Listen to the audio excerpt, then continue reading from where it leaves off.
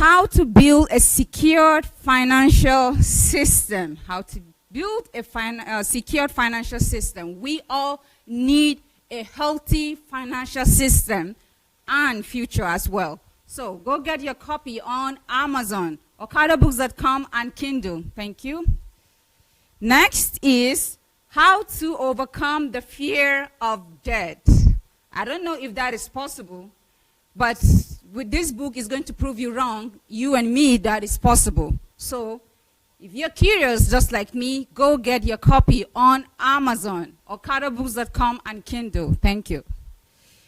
Next is how to win in life. How to win in life. I believe we all want to win in life, no matter who you are, no matter where you're from, no matter the skin of your color. We all want to win in life. No one wants to be left behind. So go get your copy on Amazon, okadabooks.com, and Kindle. Thank you.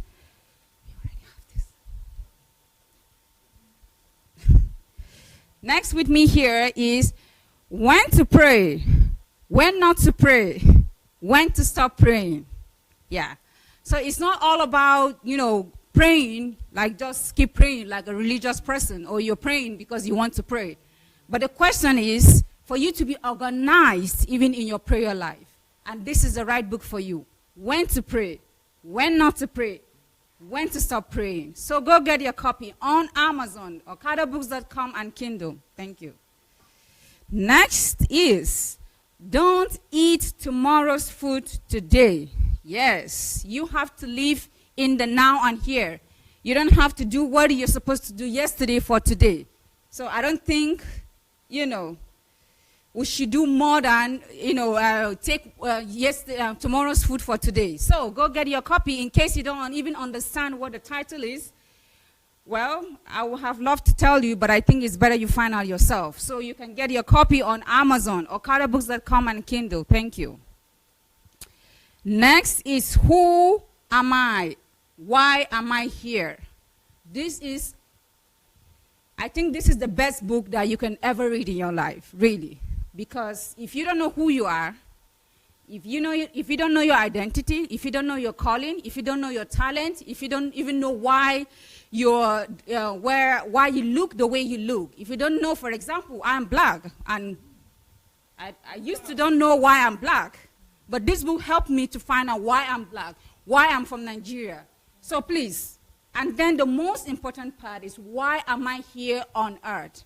You are not here by accident. Trust me, there is a reason why you're here. So go find out. Go find out and get your copy on Amazon, okadabooks.com, and Kindle. Thank you. Okay, next is why you must urgently become a workaholic. Trust me, it's for your own good to become a workaholic. So go get your copy on Amazon, Kindle, and Okada Books. Thank you. Next is how to transform and build a civilized nation. This is one of the books that is leading and is helping us to understand this history makers training. Yesterday, for those of you that missed yesterday's seminar, we had a wonderful, great time with Pastor Bose Adalaja, and she talked about civilized person. But this is more like on another level of on a nation level. So please go get your copy on Amazon, okadabooks.com, and Kindle. Thank you. Next is why am I here? Why am I unlucky? Why am I unlucky? I don't think someone should be unlucky, and I don't think there are unlucky people. Well, let me not say too much. You can go find out for yourself on Amazon, okadabooks.com, and Kindle. Thank you.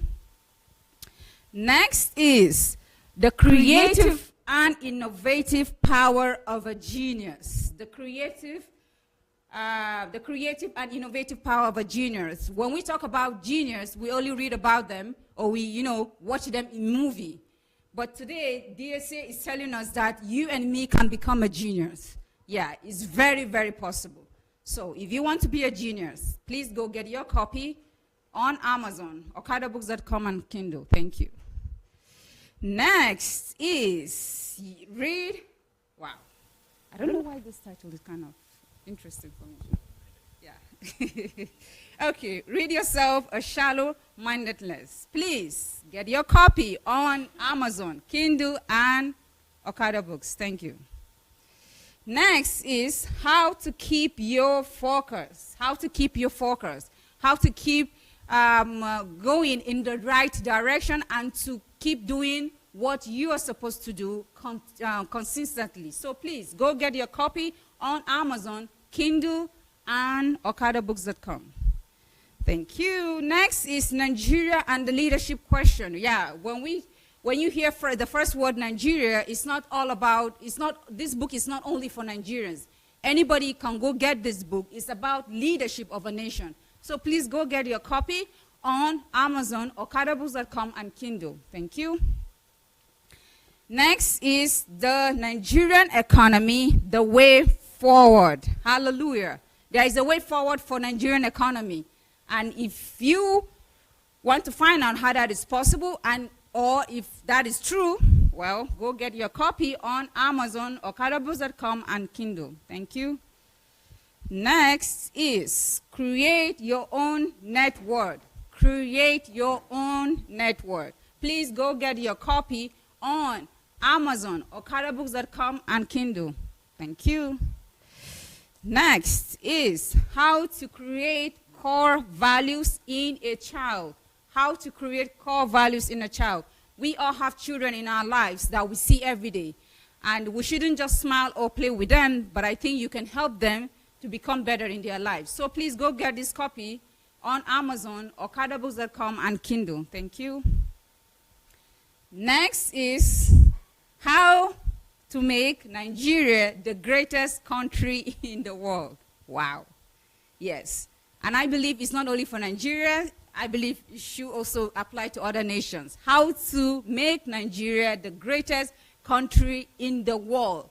Please go get your copy on Amazon, Kindle, and Okada Books. Thank you.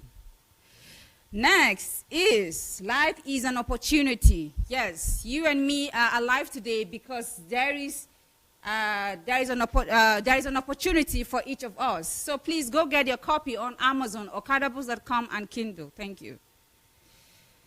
Next is hello, I am searching for problems. Yes, I am searching for problems. Why should someone be searching for problems? If you want to know, please go get your copy on Amazon, okadabooks.com, and Kindle. Thank you.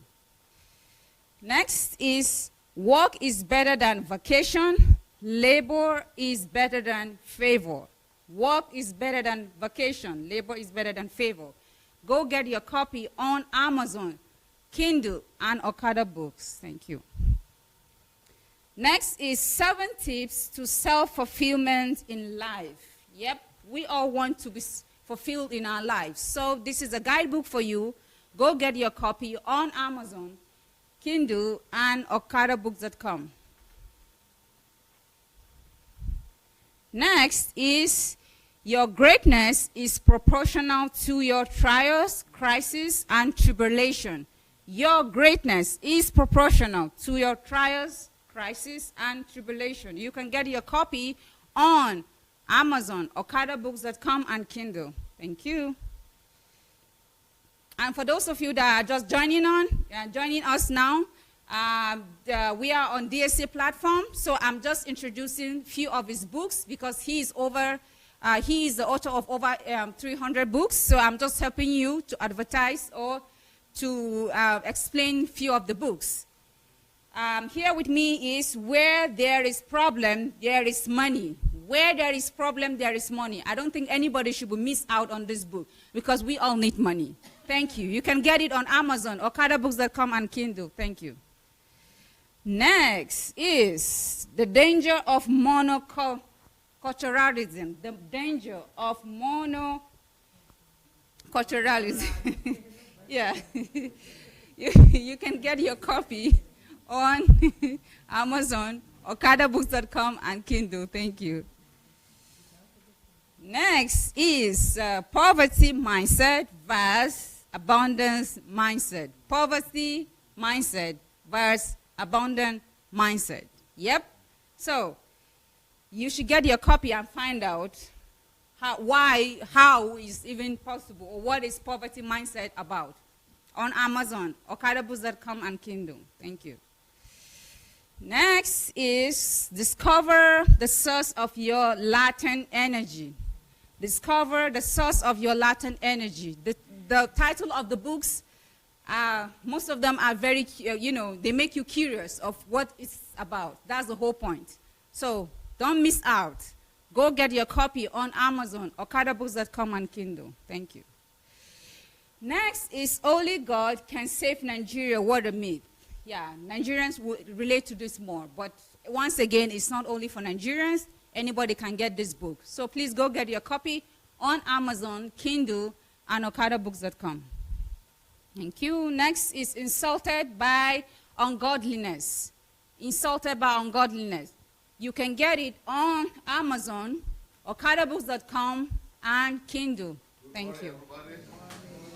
Yeah, I think you can finish. Wow. I was telling her yesterday about our fashion taste.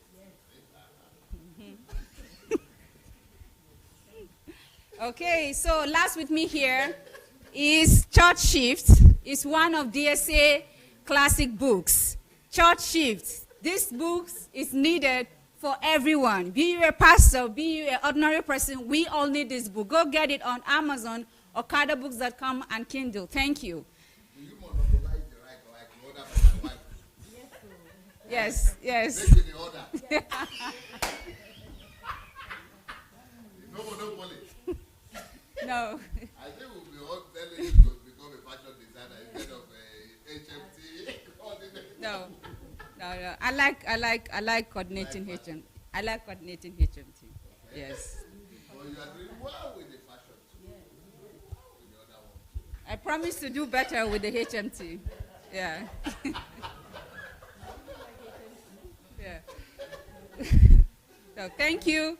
And Dr. Sunday Ajalaja is here, so let's put our hands together and welcome him.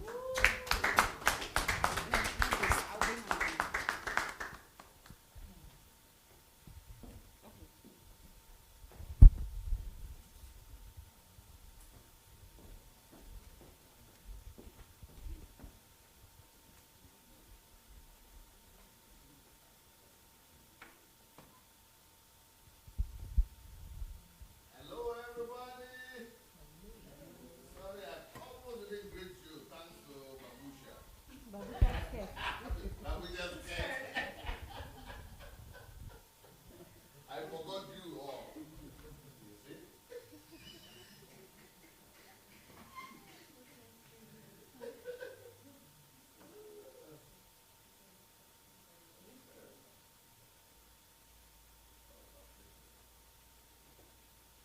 Why do you want me to be to put on this side? Because you tend towards the left side. This one is on the left side.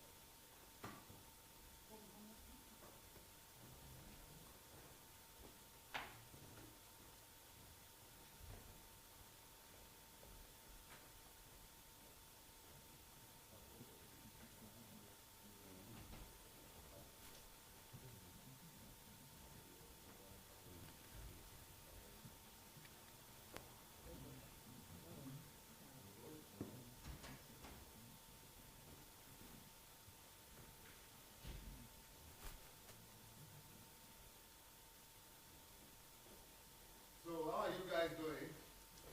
Wonderful. Listen to my advice. Listen to my advice. Try and get some rest.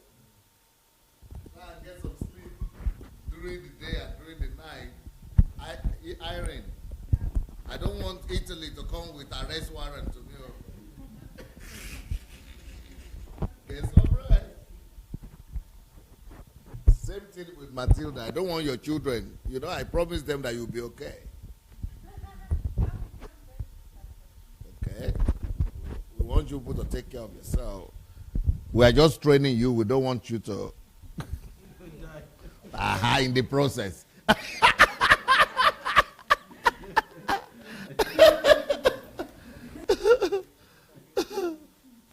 The rigor of the training is enough. Okay. Good morning, everybody. Good morning, Facebook audience. Yes. Please, everybody on Facebook, please help us check if you are hearing very well. Is the volume okay? Please let us know if the volume is okay on Facebook, because like every day people are complaining about the volume. And I read through your comments. You were also complaining that we were not paying attention to the Facebook audience at all. We're just doing our own thing. So I'm trying to show my repentance by correcting the error.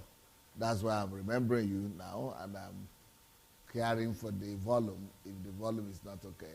So I think some of you people who are here also, if you have time to check whatever comments they are writing, so that we'll see if the comments they're writing is at the volume, so that we could respond immediately. Okay, what was the problem with the... We couldn't connect the projector with the mouse. So why is the projector on then? If you cannot connect it... Another computer, but we won't be able to show the slide and you at the same time. Okay, but it's on now. Yeah, we're going to have the presentation, but it's not going to be on the screen and you at the same time, the way we do it every day. So you are going to be showing... What is that, the computer problem or... I was still figuring out, I think the technical is the connection between the projector and the map. Because in the map we have the program where we can put the screen, the presentation and Okay, let's go.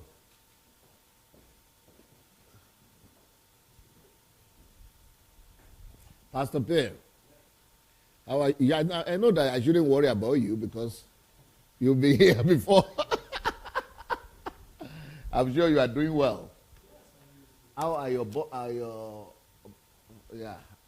brother and sister doing? Especially the lady. Are you coping? Are you surviving? Okay. We don't want you to get mad at your pastor that he brought you to a place of suffering.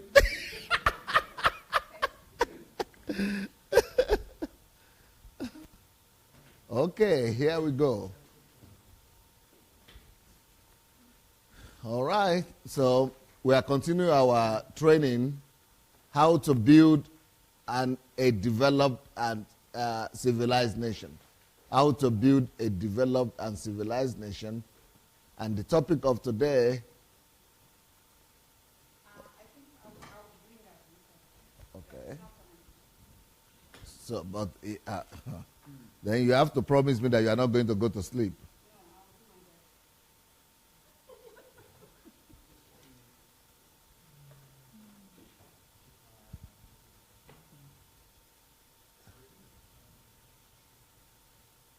All right, the topic of today is principles of transformation of a nation through work, diligence, finances, money. But I spoke about work a little bit yesterday, but we are going to continue it today, the principle of work, how the principle of work and labor is essential. Work, diligence, and labor is essential in transforming a nation. I've written some books on this subject. One of the books is Workaholic, Why You Must Urgently Become a Workaholic. Sorry. The good news is it's still showing the way we usually do it. Yes, it's still showing on the screen, both screen, you and the presentation. So just so you know that you can, but I don't know why you can't control it from inside. Did you people... did you put it, did you connect it? You have to connect it. And then... So I'm just going to control it myself, but you can't do it, unfortunately. Yeah, did you check it here? Did you check the battery? And Yes. It's just because we changed computers, we're using because when you plug it to the new computer, you're supposed to set it up there. Anyway, maybe you do it during the break.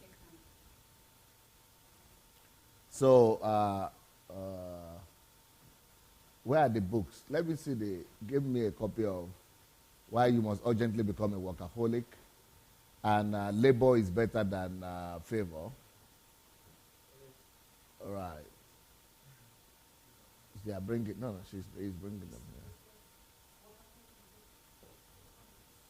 Yeah, labor is better than favor, workaholic, and which one did I write about work again? Yeah, I think you people, this one is called work is better than vacation, labor better than favor. And then why you must urgently become a workaholic. Why am I doing this? Because I'm intentional. Because I want to counteract what the GOs and the pastors are doing. Not just in Nigeria, but in most of the charismatic circles, which is they are teaching that favor is better than 1 day of favor is better than 20 years of labor. So I wrote a book, Labor is better than favor. Work is better than vacation. And here I'm trying to kill two birds. Because labor is better than favor, that is for the Africans. But for the Europeans, it's work is better than vacation. Because they are all dreaming of vacation. Yeah, so that's why this book is written. And then why you must urgently become a workaholic is for everybody as well. So, but let's see how labor, diligence, work could be used as a principle to develop a nation. Here we go. Principles of transformation of a nation through work, diligence, and money. Yep. Proverbs chapter 10, verse 4.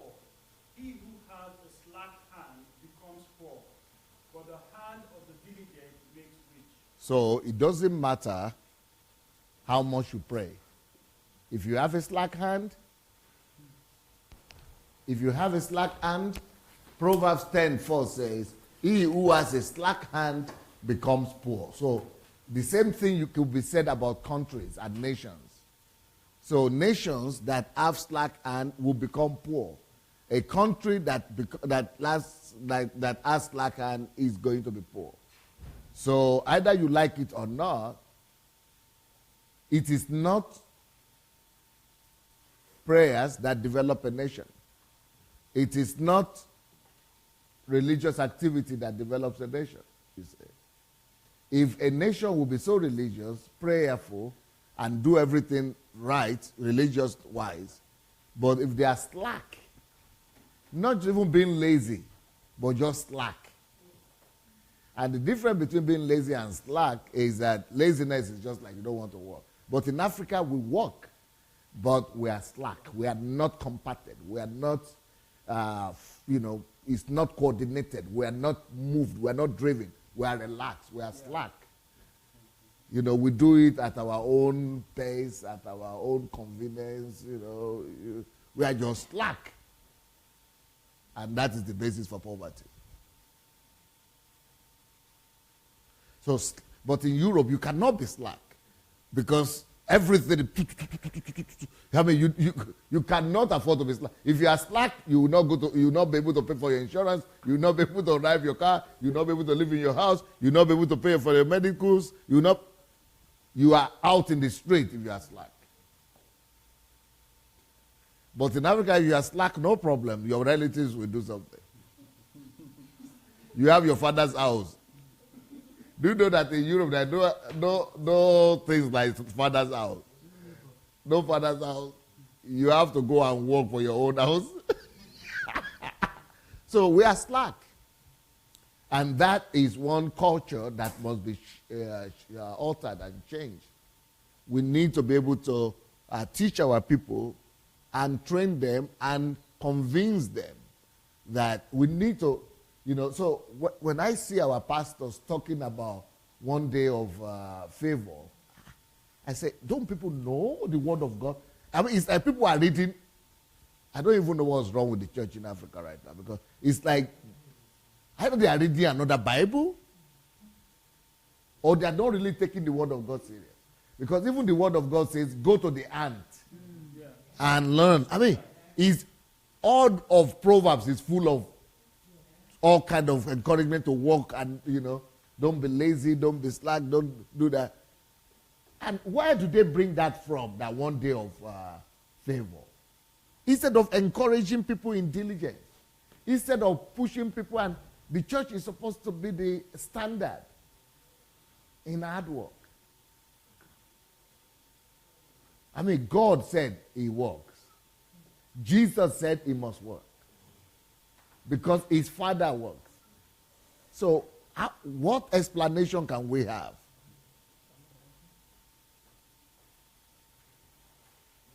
Because it is the spirit of the world that doesn't want to labor. It is the spirit of the world. So it means that the church now is trying to play along the flesh of the people, trying to tell them what they need to hear. The flesh wants to relax, so you can't find a doctrine that will suit them so that they keep on coming to church. The flesh wants to have something for nothing. So you start a doctrine to tell them they will get breakthrough. The flesh wants to just rejoice and just be entertained and live in pleasure. So you come up with doctrines, that, Oloro Boboro or something they call it. And experience, and you just come up with entertainment, what they call it, comic or what they call it. They call it something. Comedians, yes. You begin to bring them to the church and because people want to laugh, people want pleasure. So you turn church to pleasure center. Even though the Bible says that run away from people who jest, who are joking too much, who are laughing too much. Life is not about laughter. Life is serious. But you make a whole church become a center for laughter. So it's all messed up. It's the opposite of the word of God in every ramification. Just in a quest to keep people. I mean, you go find out how many scriptures that are against people just empty laughter, joking, jokes. I mean, everywhere. And then you went and it's one thing for you, instead of you to even preach against that it shouldn't be happening in the society. Now you made the church the center of that thing. You're supposed to be preaching against the society not being lazy, but you now make the church the headquarters of laziness.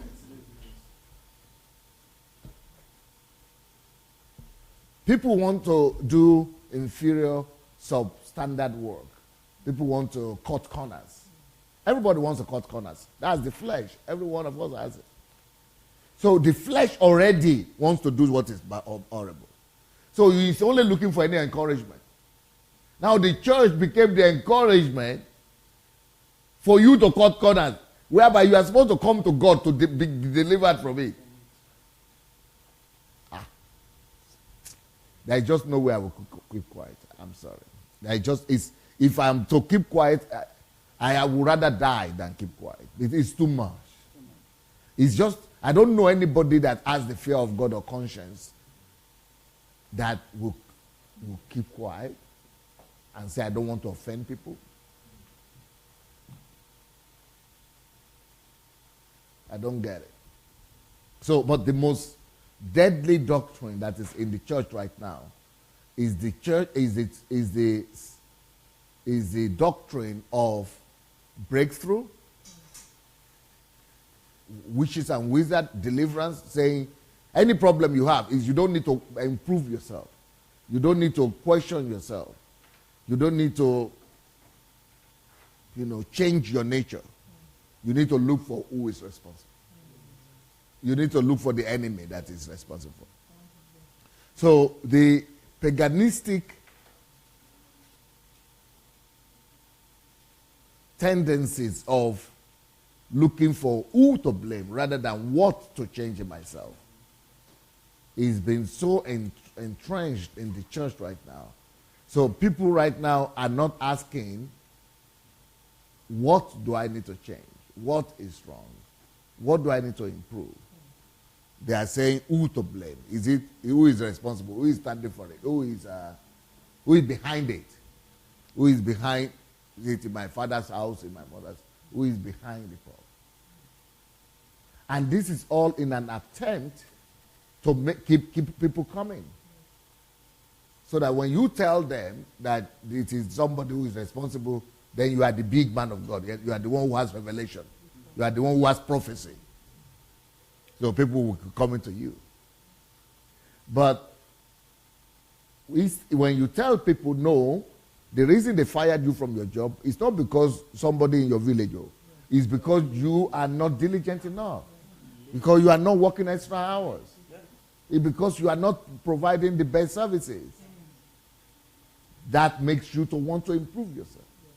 The reason they didn't promote you is because you didn't go to do extra class. You didn't go to do your master's. You didn't pursue you didn't improve yourself. Not because your stepmother is bad.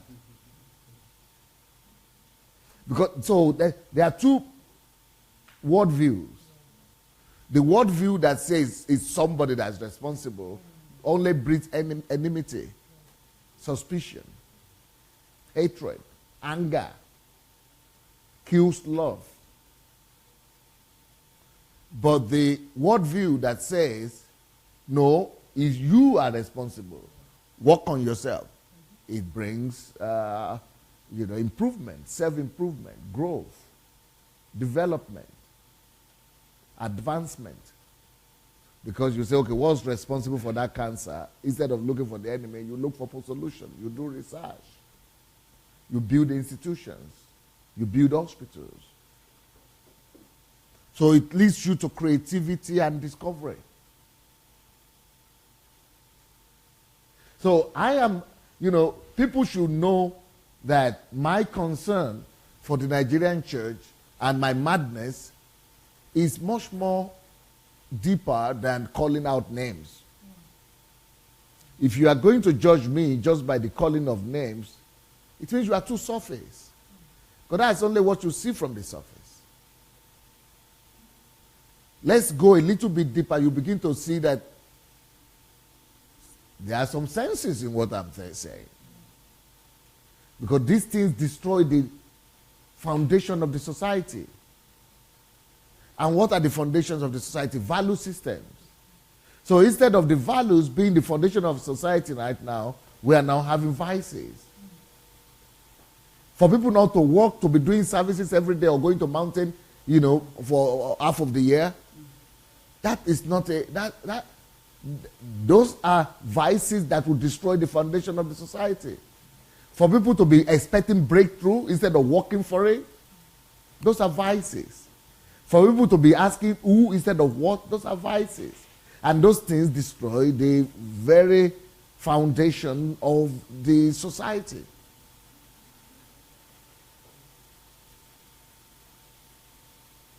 These two books will not be my last books. I'm going to keep on writing onto this topic of diligence and excellence. And I even have another book on excellence, I guess. I think I have a book on excellence. Yeah. Can you find it for me? Because excellence is also part of what we're talking about. It's part of labor, it's part of work, part of diligence. Do you know that in my country right now, you cannot get almost anybody to do an excellent work for you, from laborer to plumber? You would rather go to Togo or somewhere to import them, or Benin Republic, because they do quality work, because they don't have so many churches. They don't have revival. They don't even go to church.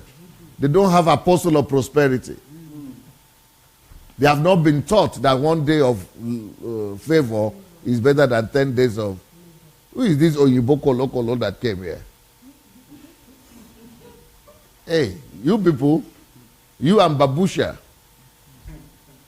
She disappeared.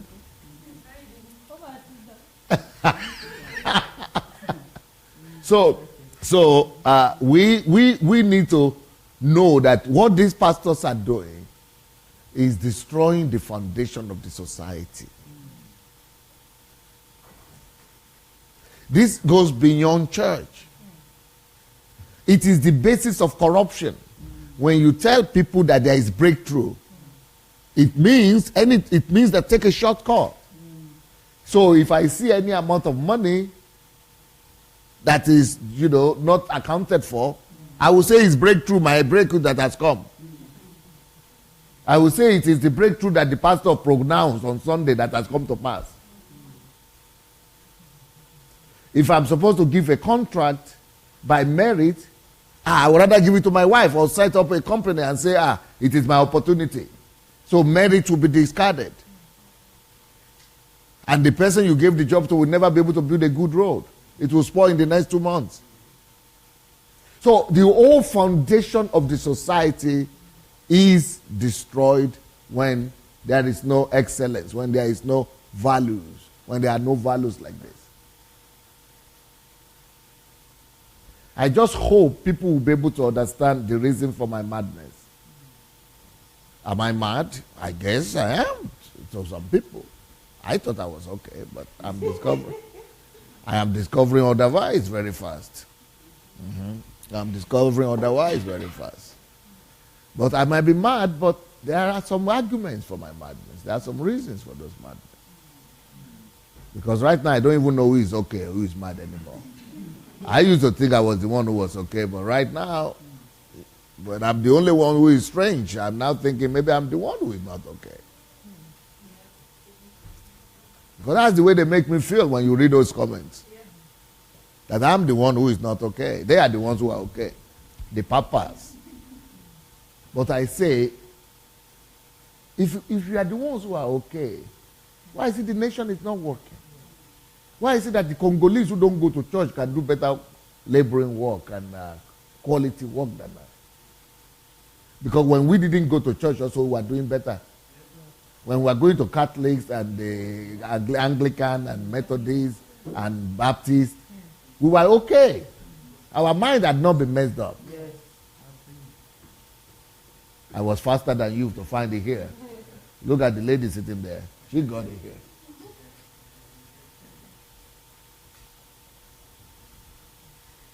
So, you know what I think? Things that are first of all rejected, they normally come back and take the center stage.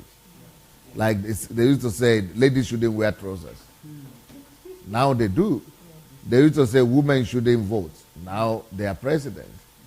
They used to, all kind of things that people used to be rejected. Even homosexuality that used to be rejected is now accepted in some places. So, you see, I think maybe these things will still get to our people. Even though it might be rejected now, but I think maybe it will still come across. If we push.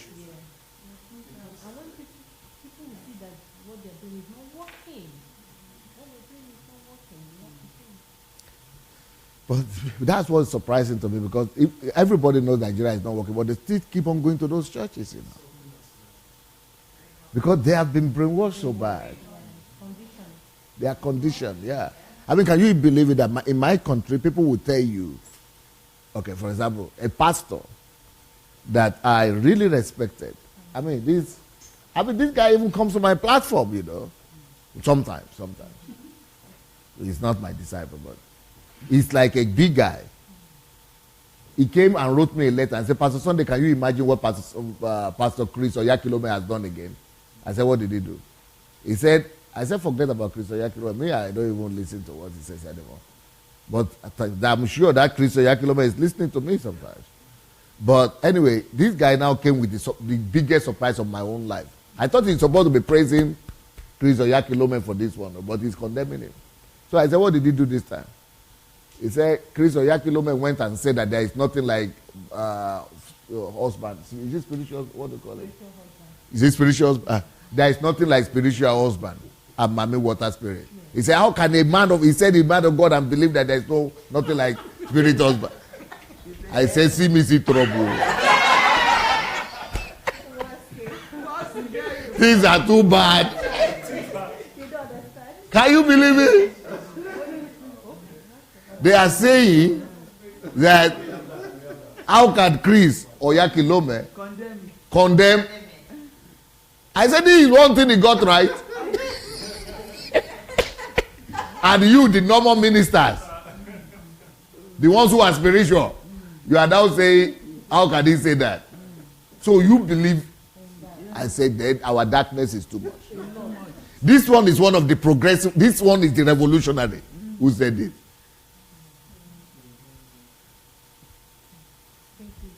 Eh?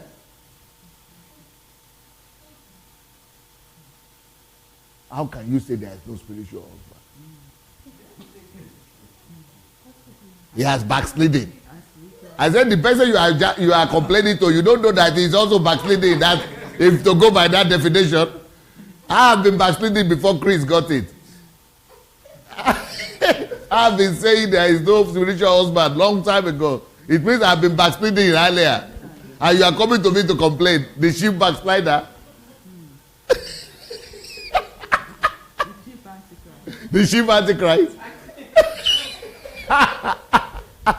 How can he say there is no Bobby water?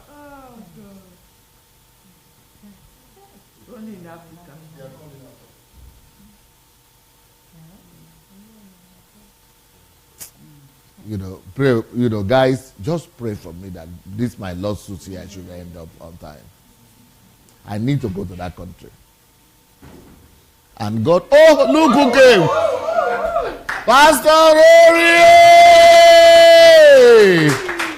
Pastor Rory, you didn't lose weight this time. Pastor Rory, welcome. You're welcome. That's our Jewish, Swedish, American pastor. He has all the citizenships of the world. So, what do we say to this? We need a revolutionary approach. They are telling me, oh, what you are saying is okay, but the way you are saying, I said, you wait till I come. You think the way I'm saying is bad now? You think we need more revolutionary approach? Yeah. You think I'm mad now? You will go and see, the real one. I mean, running the market madness. That's the one we are talking about. Yeah. The running the market madness. How can, yes, Otija, what they call it? Otija Waja, yeah. The madness that don't enter market, yes. The one that don't enter market. That, yeah. How can you get that one first? That's the one you will see when we get on ground. Because I'm not on ground here. You are thinking I'm too radical. Which radical when I'm not even there? You say, oh, it's the method. We need to have radical method. Because our things, when something has gone to one extreme, for you to even bring it back to the center, you've got to go to the other extreme. And then maybe if you are lucky, it will settle in the center. So for you now to be saying, no, we just have to patch it. It will never move. No. It will not move, even past where it was. Talk less of getting to the center. You've got to pull it to the other side.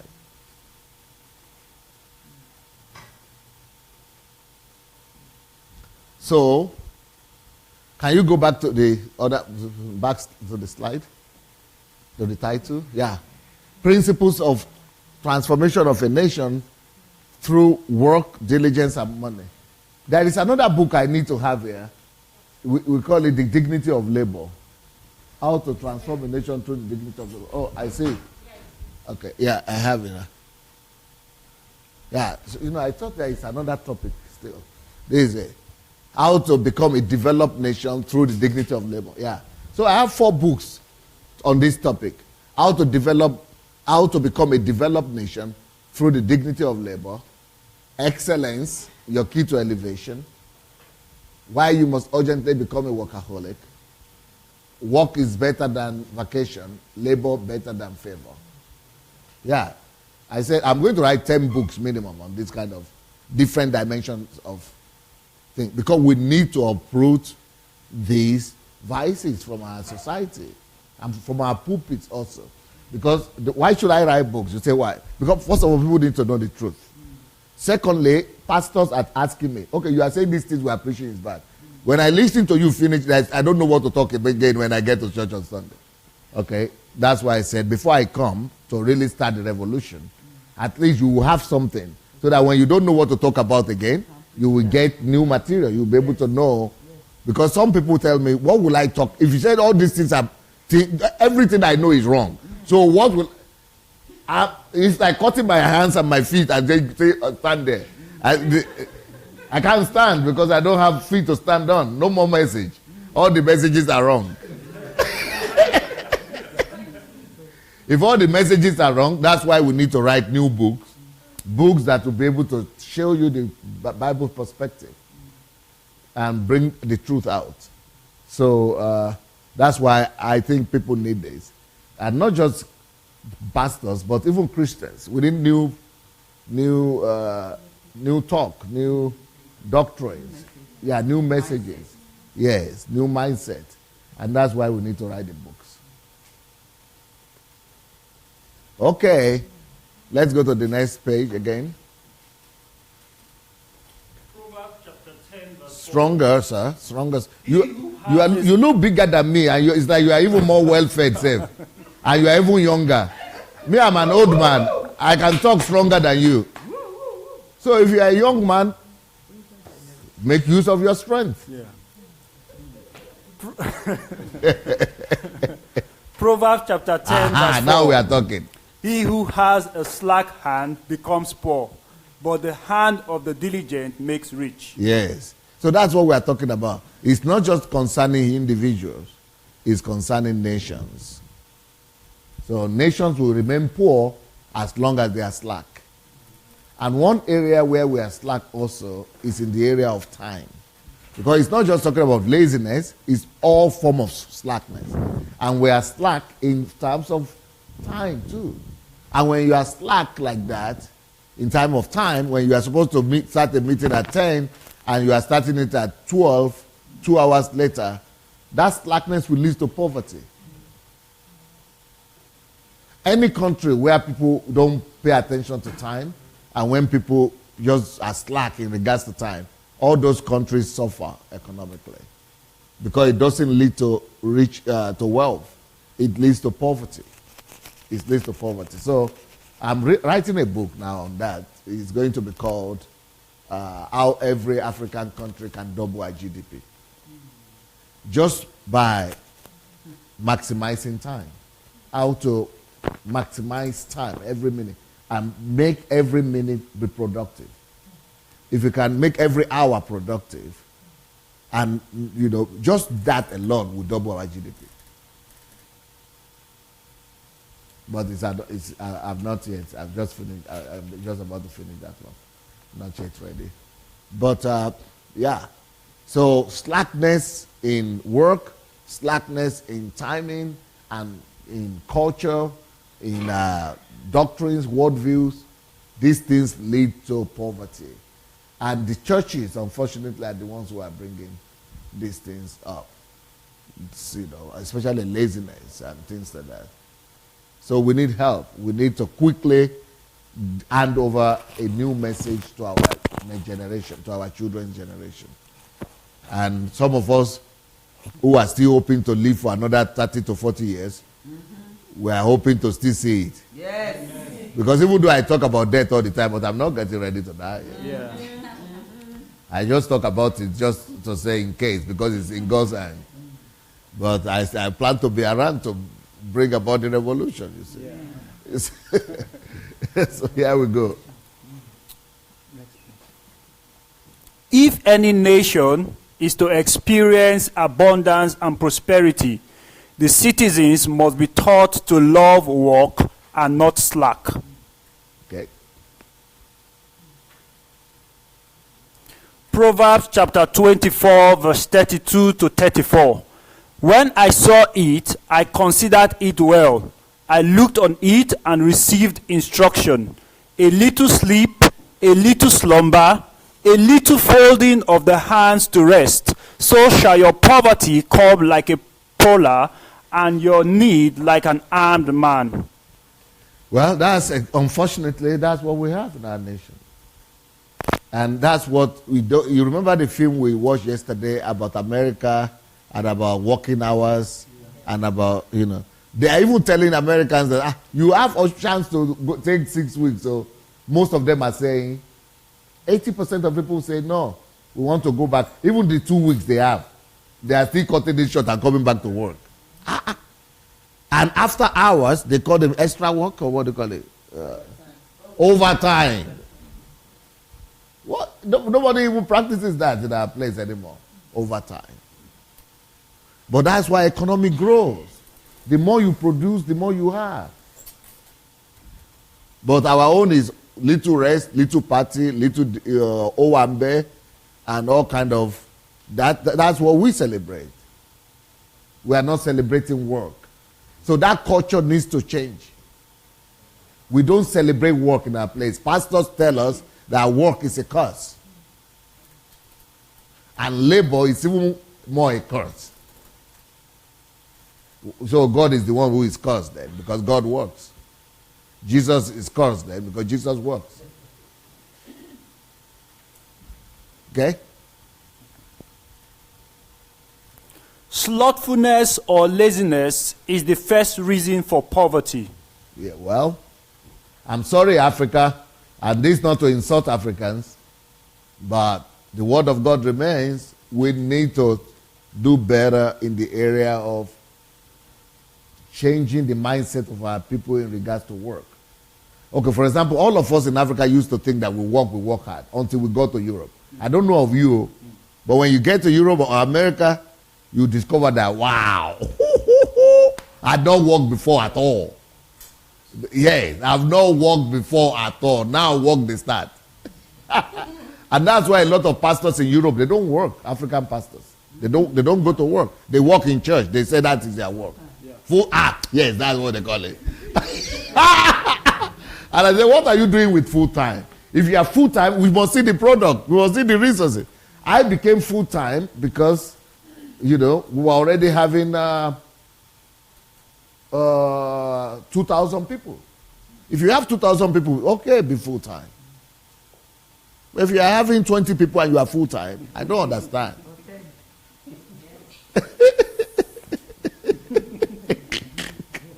I bought my first car when we were already having 2,000 people in church.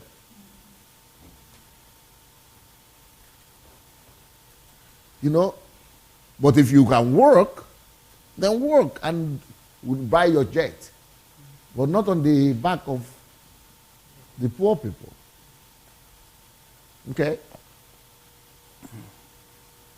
For a nation to be great, it must have a deeply rooted culture of work. You see, all those countries that we saw, they are great because they have deeply rooted culture of work. Where are the videos?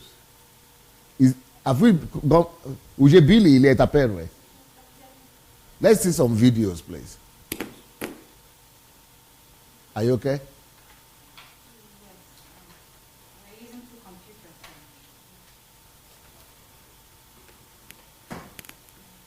No surprises. Please.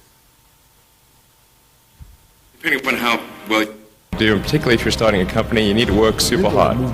So what does super hard mean? Well, when my brother and I were starting our first company, instead of getting an apartment, we just rented a small office and we slept on the couch. The people here and we showered at the YMCA, and we're so hot up we had just one computer, so the website was up during the day, and I was coding at night. 7 days a week, all the time.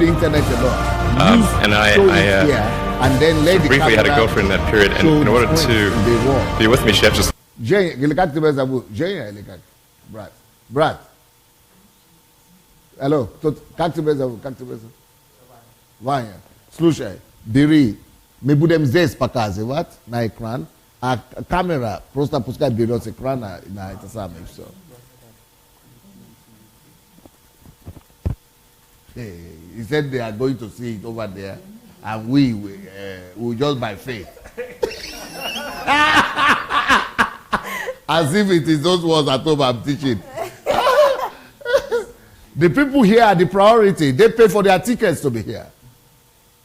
The fact that we are showing it on the internet is just just our magnanimity, to our kindness, to the kindness of all these people who bought their tickets. They are the priority. And now you want to put them at the backyard and say you want to show to the people in the internet. No, you should show to the ones here. So another item computer and показывать в зал.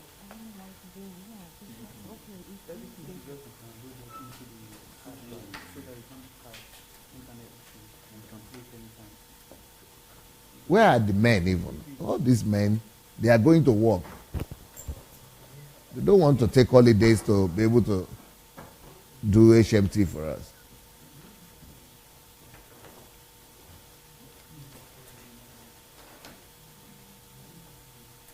What is the name of the video?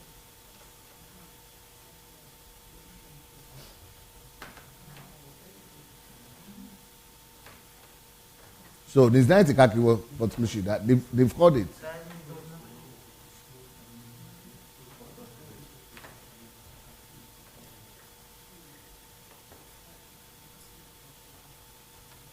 Это же другой провод. Это, по-моему, это другой провод.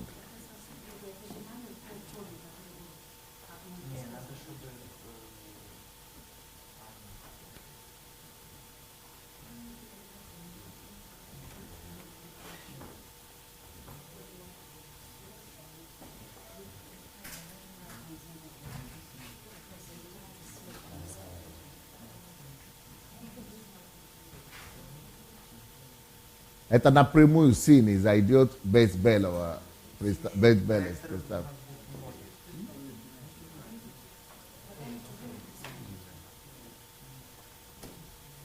Okay, Babusha, I think what you need is what we used to do to connect to the television.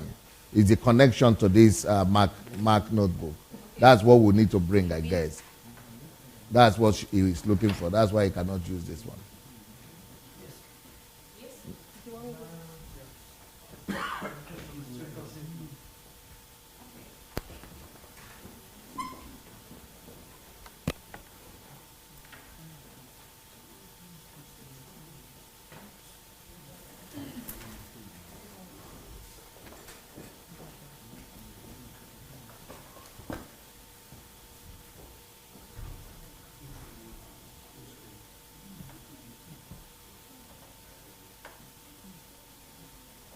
Sorry, guys, for those one of you at home on the internet, they are having technical challenges here.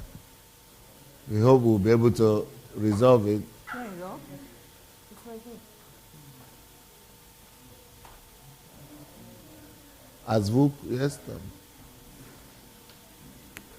Надо подключить звук куда-то там. You have to plug it. The volume now, right?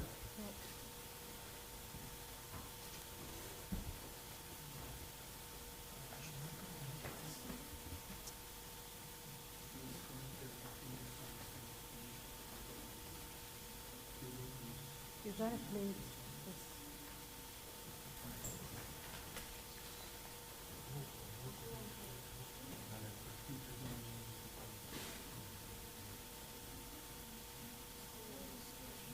I think I've dealt with some of the adversities, some of the challenges, of which we've had many. You know, I started a band and the world laughed at me. Will you need the microphone for the so that today? You want to get your work ethic so high that people actually admire you. I'm going to ask you a question right now. Is that the Do people volume? know you Is because it of working? your unbelievable work ethic? If you can't answer yes to that, then you're not going to get in that top 10%. You got to get at the top. People have to know you, not because, oh, he's a good salesman. Oh, he's a good this. Oh, he's an artist. Oh, he's a good pianist. Oh, he... No matter what. You want to get your work ethic so high that people actually admire you. I'm going to ask you a question right now. Do people know you because of your unbelievable work ethic? If you can't answer yes to that, man, you're not going to get in that top 10%. You got to get at the top. People have to know you, not because, oh, he's a good salesman. Oh, he's a good this. Oh, he's an artist. Oh, he's a good pianist. Oh, he writes a great, story. No, dude, people need to know you for one major thing first. He works. He produces. The guy's there every day. The guy's pushing and shoving. Because the truth is, no matter how good your ideas are, how good your art is, or how good... This is not what we needed.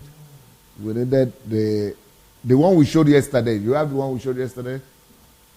Yes, but I don't have it on this computer. I only have it on the Mac. Okay, don't worry.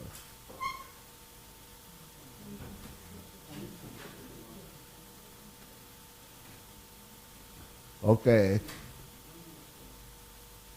Okay, let's go back to the note at least. Let's continue the note. We'll do the video later.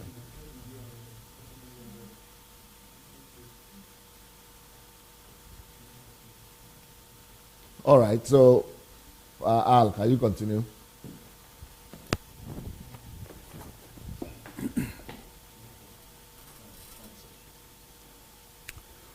For a nation to be great, it must have a deeply rooted culture of work.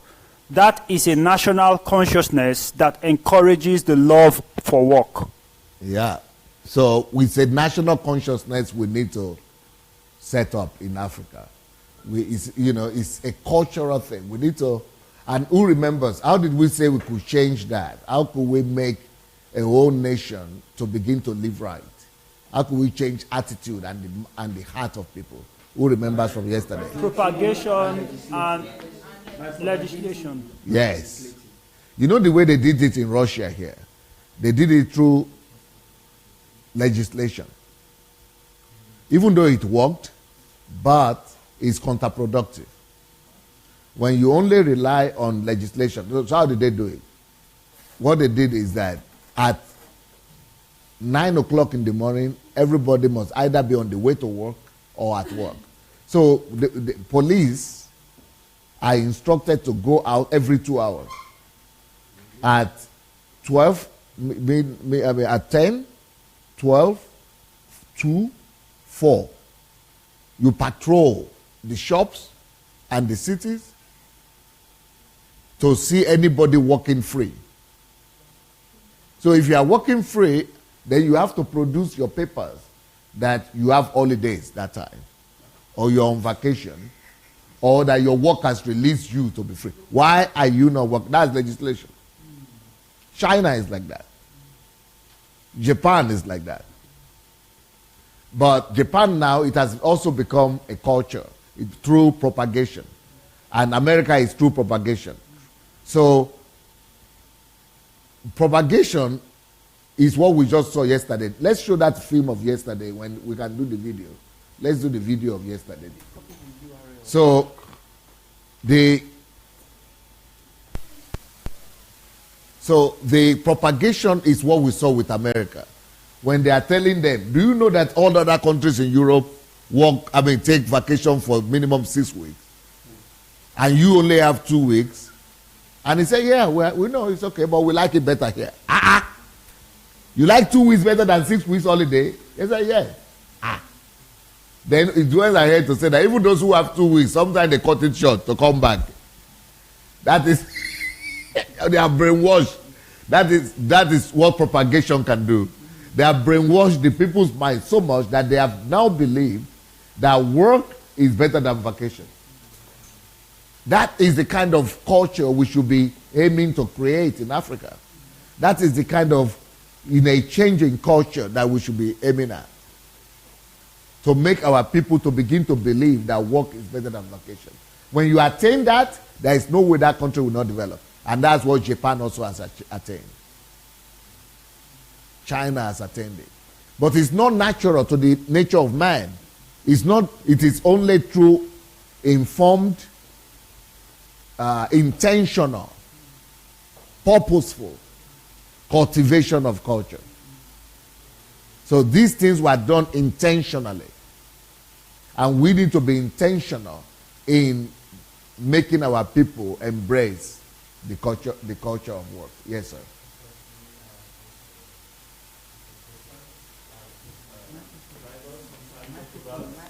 Okay. As the Bible used to talk sometime about Mammon works and God's works, at which time can we have the difference, between, let's say, I don't want to work for Uncle Sam or for Mammon, but I'm working, but I'm working for God. At which level do you make the difference between two of them? Instead, for at the level of individual and for the nation? Beautiful. Oh, it means Pastor Pierre has done a very good work at you. Beautiful question. It means you know a lot. You know a lot more than average human being. Because average human being don't know the difference between working for Uncle Sam and that's the only kind of work most people know. So kudos to you. Thank you. And that reminds me of that book. Is that book there, Stop Working for Uncle Sam? That should be alongside this. So that we make the distinction between work, just working for Uncle Sam and the kind of work that we are talking about. Because the kind of work that we are talking about is not just about working for Uncle Sam. In my own understanding, work should be 80% working for your calling, working for your destiny, working for your purpose, work should be, first of all, to accomplish. Stop working for Uncle Sam. Can you find a book for me? Okay, so number one, work should be to fulfill your calling and mission in life. Secondly, work should be to discover yourself.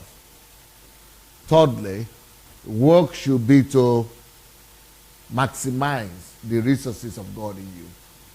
Fourthly, work should be to discover the resources that God has put on the earth so that you can use it to glorify Him. Work should be a source of provision for the world, for yourself. So a lot of things that proper work should be for. But right now, most work is just for Uncle Sam, that's it. So when I'm talking about work, I'm talking about work in these senses, not in the sense of Uncle Sam. Now, sometimes there is a need for work to be for Uncle Sam too, because you need to get experience. At that stage, you might need to work for Uncle Sam. You might need to need some time before you discover yourself. So in the way and the process of discovering yourself, you might need to work for Uncle Sam as well. And sometimes you need to be faithful in something that is another man's thing. So that might be another reason to work for Uncle Sam right now. Or maybe your income is not enough. Your calling, where you make your own calling, is not enough for you to have enough provision for you, to make enough money. That way, you might need to work for Uncle Sam so that you just have money to survive. But in that sense, maybe you are working 80%, 40% of the time for Uncle Sam, or 60%, then the rest of the time you are working for your calling. So there are some need for you to work for Uncle Sam sometimes. But when I'm talking about work, I'm really talking about all these other things.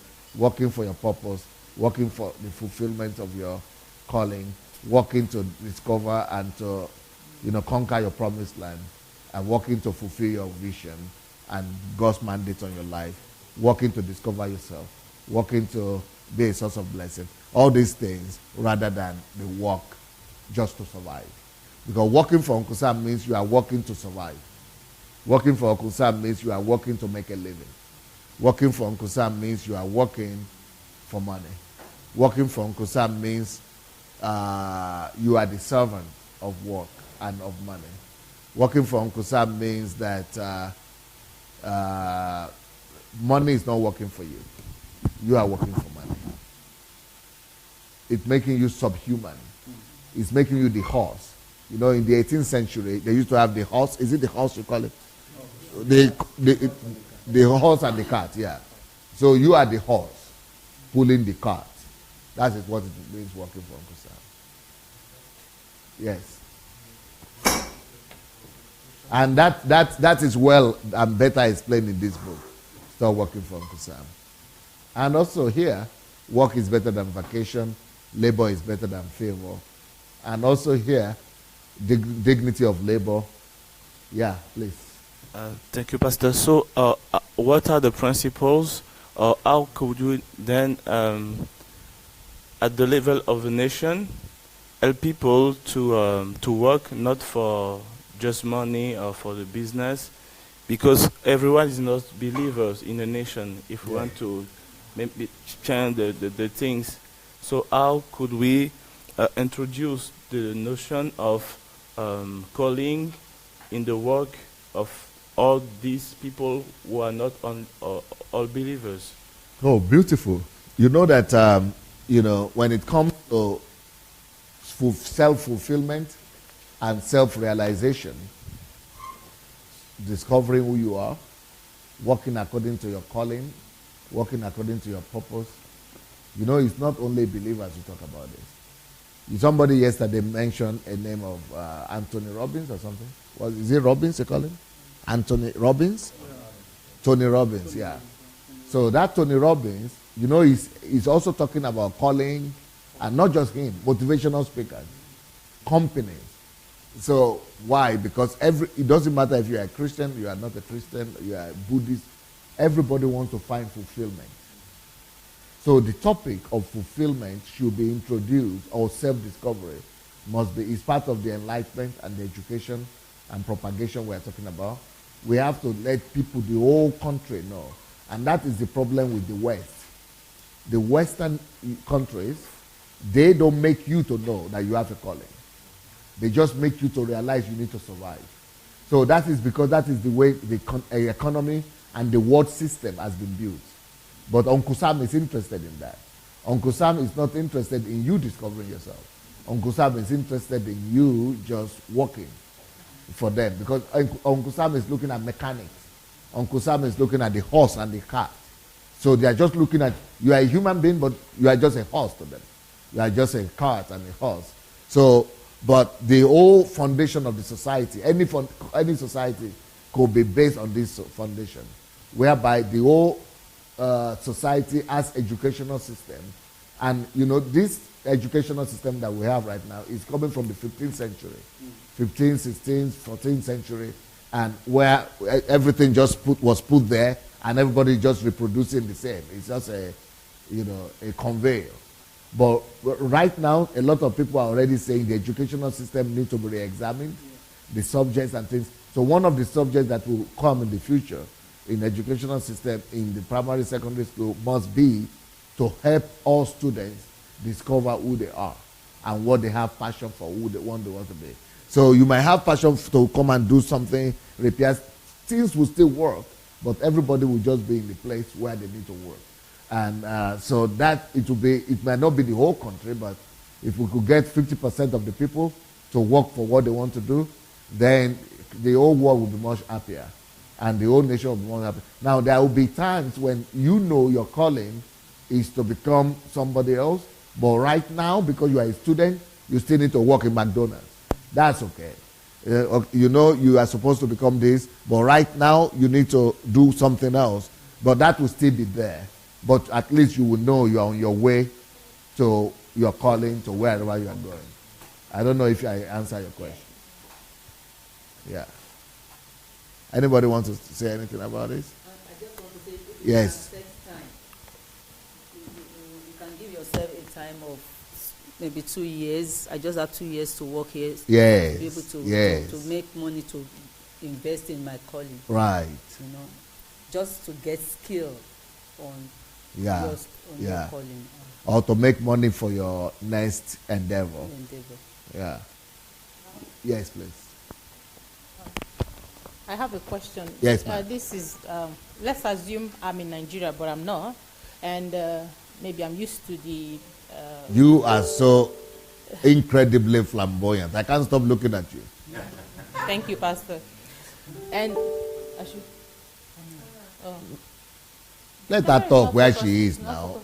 Just talk, Gary. Okay. So let's assume I'm in Nigeria right now, and I'm used to not going to work early. Even if I don't go, they are paying me. I can goof off. I can do what I want.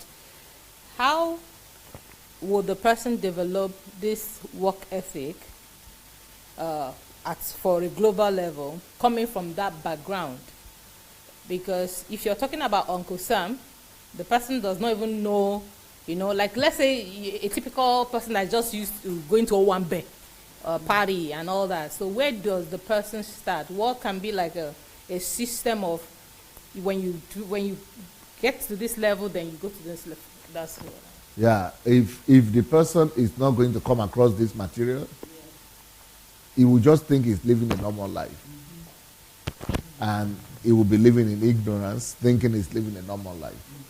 And a lot of people in our continent and in my country, sorry to say, are thinking they are living the normal life. They might even be thinking they are enjoying. But really, they are being wasted. So what you are saying is a big deal. And that's why I want to believe God that a lot of you who are here now will receive the challenge and the calling to go to Africa to educate people about these things. Even if you don't go to Africa, it's my prayer that one day somebody will take this book up and do live broadcasts just on it, and do reviews. Or this book, Labor is Better Than Favor, and do reviews just on this book. Or on this book, Dignity of Labor. If we need as many people as possible talking about these things. I would not be talking about this thing because there's so many new things for me to talk about.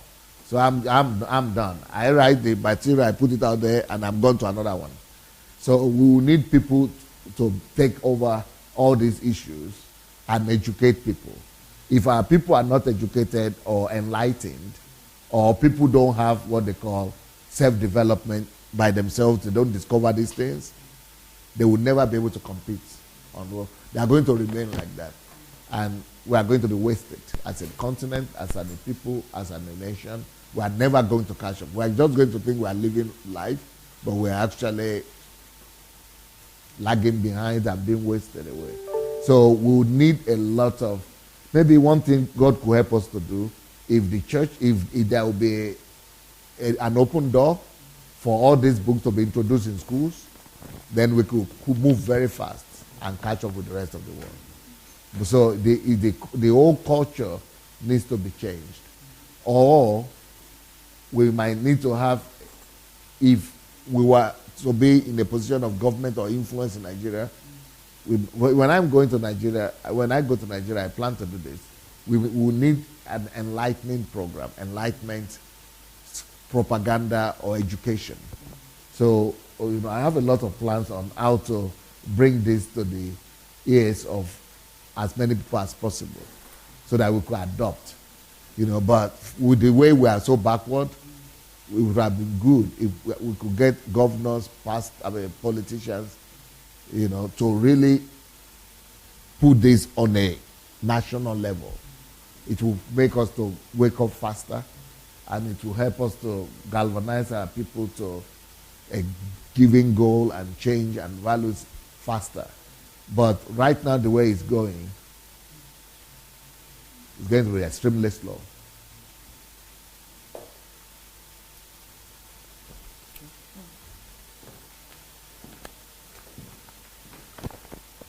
I think if we target all groups of people, we have the speed. With the help of God, we can speed up.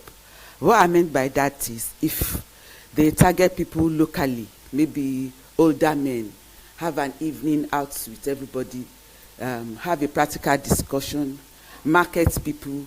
If we have different group of people, not just on educational level, but people on the grassroots, showing them the video, talking to them on a community level, I believe there's still room for improvement. Never dying spirit of Nigeria, positive. I think Grace wants to add to it. Yeah? No? Okay.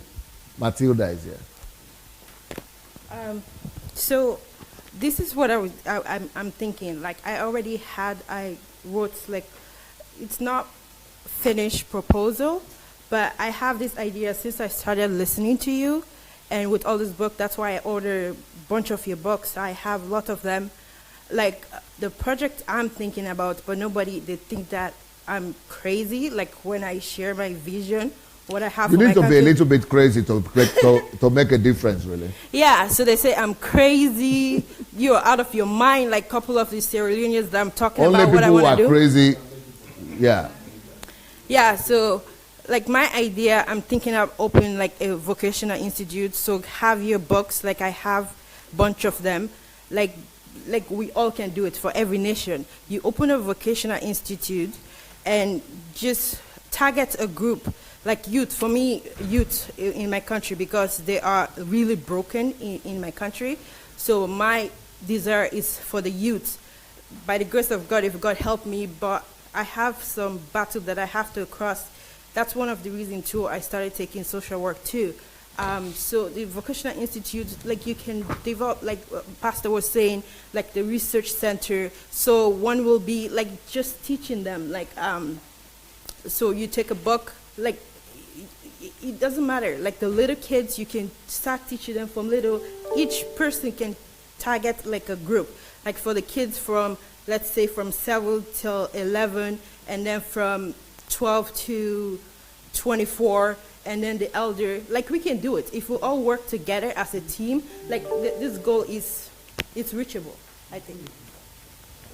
Wow, beautiful, beautiful. I don't know if I have the permission to take you back to yesterday's teaching, because we ended late, and that there wasn't. I believe you took that decision because you were seeing us a little bit strong. We were really, really strong yesterday. Now, looking at you, we've been saying it that religion has always been the problem, and that what has been the real problem. I mean, the root of the problem there in Africa, not only in Nigeria, is this: the church and the religion. Most of those things that has brainwashed the people. Now, looking from the nations, I mean, some of them that has been applying the Sharia law, because yesterday it was more or less introducing the 10 Commandments. Now, as I was saying, it could have been even good if in future we have that opportunity. That is, if they give you that opportunity to, teach the house of assembly. Taking it higher. Because that message was even, it's a blessing to us, and that we are opportune to hear it. But it should be something that one should take to a higher level, because that is where we can really achieve the real goal. Nigeria. How to change a nation through 10 Commandments. Now, we have countries, we have nations that have been, I would say France, they have it as a model. US also has it as a model. And in Nigeria, I have an old friend, Pastor Bosun Ajayi, who came up with that some years back, and that he also was saying religion was the problem of Nigeria. That many of those papas also kicked against him and did everything to wipe him out from the surface. Now, if 10 Commandments, if it will be introduced based on these teachings, what has 10 Commandments got that Sharia doesn't have? Because he was saying, and based on the teachings and many of the things he came up with, he said the foundation of Nigeria itself was a foundation on Sharia, and that secretly many of the things, either in our constitution, in the Nigerian note, the money itself, many of it are in Sharia. They are Sharia, and that was why many of the governors also have that boldness to go ahead and say, look, my own state wants to practice Sharia. Now, most of our Christian, whenever we have those Christian presidents, we don't always hear, they've never, I'm very sure they have never come to know that 10 Commandments can also serve even more better purpose. So, what does 10 Commandments has more better than their so-called Sharia that we need to pass as a message to them? That is my first question, sir. That's very interesting. Sharia talks a lot about details, especially when you talk about Sharia law. Sharia law is more like the Old Testament of what to do in every instance. Whoever steals, you cut off their hand. Whoever, does something, adultery, you stone them. whatever, whoever does it. So Sharia is more like the implementation of the punitive measures for those people who violate. But the good thing with the Ten Commandments is that it doesn't tell you what to do or how to punish anybody. It's more preventive of evil. So the Ten Commandments are principles that will help you to prevent, okay, do not steal.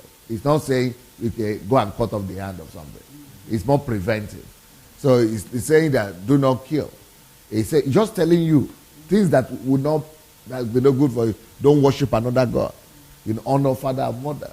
You know, very neutral. Not saying what will happen or something. Just saying these things are not good for you.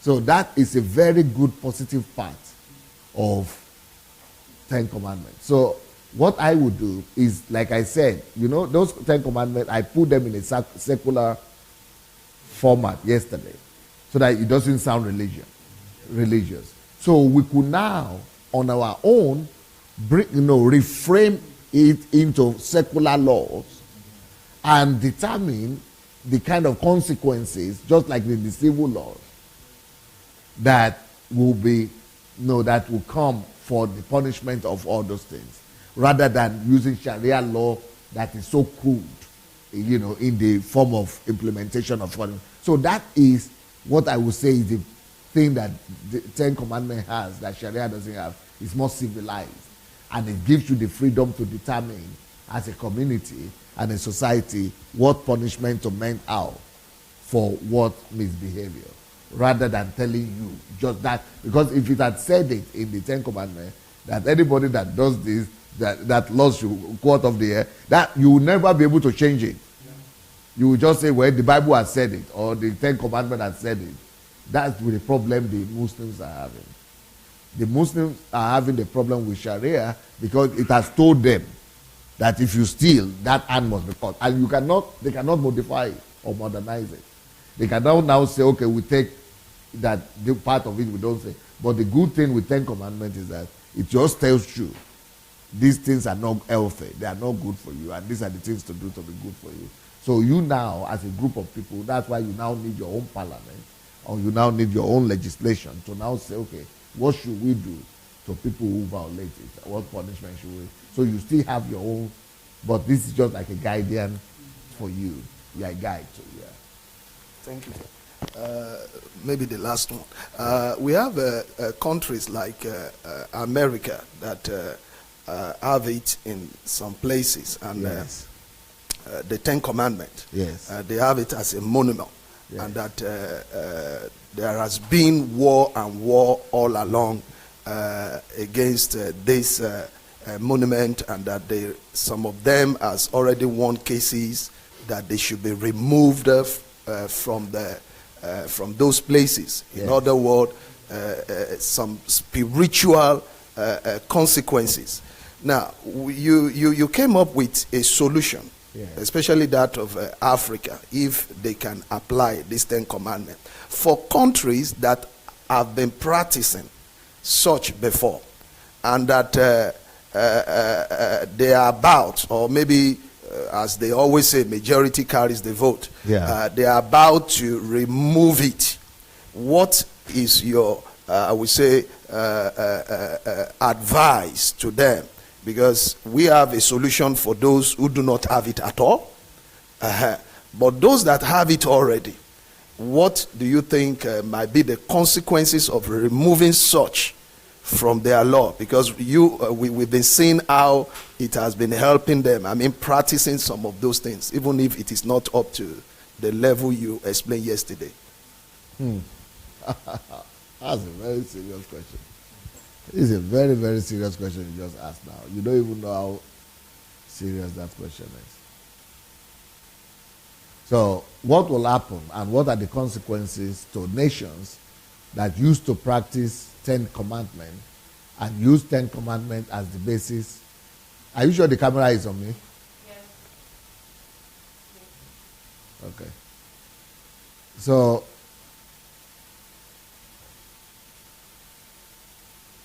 Babusha, you say it's yes.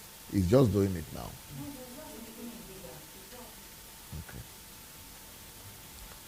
So, so what are the consequences? As if you are in the spirit. Because you are not aware, I'm sure, of the fact that I'm just finishing working now. I have my editor somewhere there, I don't know. Yeah, but don't worry. But I'm just finishing work, and I think maybe it will work out for us to be able to publish the book before you people go. Maybe you could get a copy of it. I'm just finishing it. I just need the editor to help me finish it. But I'm just finishing a book. I finished writing it already, just needed to clean it up. But that is called Why Nations Die. So the Holy Spirit is moving you somehow, I don't know. And I want them to be able to finish that book. Is sufficient somewhere there? Success, my God, I said sufficient. Is it there? No? Okay. So, yeah, I wonder how you people got it. Because we need to release that book. We need to release that book for you people, at least you people are here, for you people to have the opportunity to have it. But it's going to be a thick book like that one. Where is there the big book there? Yeah, it's going to be like this. Why Nations Die. It's going to be as thick as this one, as big as this. So, but we have to send it to the publisher before you people go so that you can have it. So Why Nations Die is going to be 3 books like this. It's going to be in 3 volumes, 500 pages each. Maybe 600 pages each, yeah. So it's more serious than you thought. So the one I finished doing right now is volume 1. Then we'll do volume 2. Then volume 3. So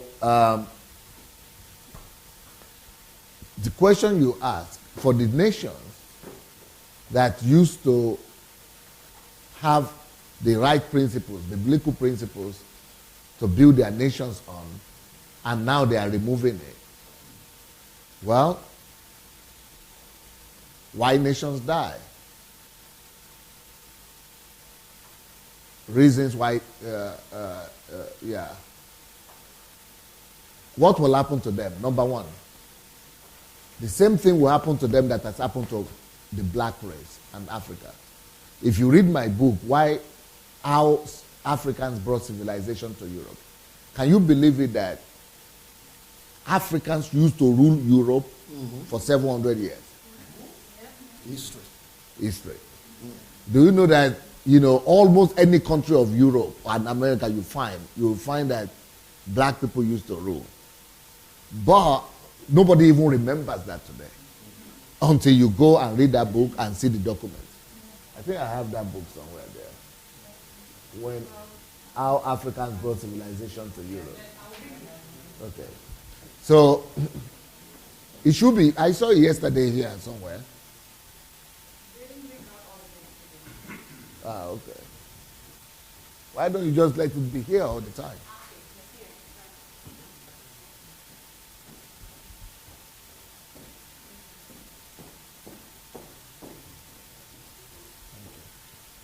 How Africans brought civilization to Europe. These are not my thoughts. These are archaeological documentaries and documents. Okay, you will see African traces everywhere. So why is it that right now there is even no remembrance of it? Because of what you have just asked. When people forsake the source of the living waters, when they forsake the source of life, and that's one of the reasons why I think that it will take a miracle of God for America not to fall, for example. Because if they are going to reject all those basic principles, the greatest empire, and I wrote about this in this country, Why Nations Die. The greatest empire that has ever lived is the Roman Empire. This is an empire that existed and reigned as the number 1 country in the world for close to 1,000 years. And a country, empire, reigning as the number 1 country in the world Like America now. I mean, America is existing as a whole just for 200 years. And is reigning as superpower, I mean, as number one country in the world only after the Second World War. Only since the 50s or 60s. So that's how many years? 50 years? And I'm talking about 1,000 years. And still failed. Because principles are violated. So those things you are talking about, countries that remove these basic principles that this civilization is built on, these countries that remove those foundations of their own civilization, the countries might suffer the same fate as the black race has suffered. And in our own case, we later on embraced occultism. We embraced witchcraft. And that now led to the consequences of being sold out, scattered. Just the same destiny that happened to the ones who wanted to build the Tower of Babel. So they were anybody that wants to rebel against God like that. There is no way some punishment will not come or curse.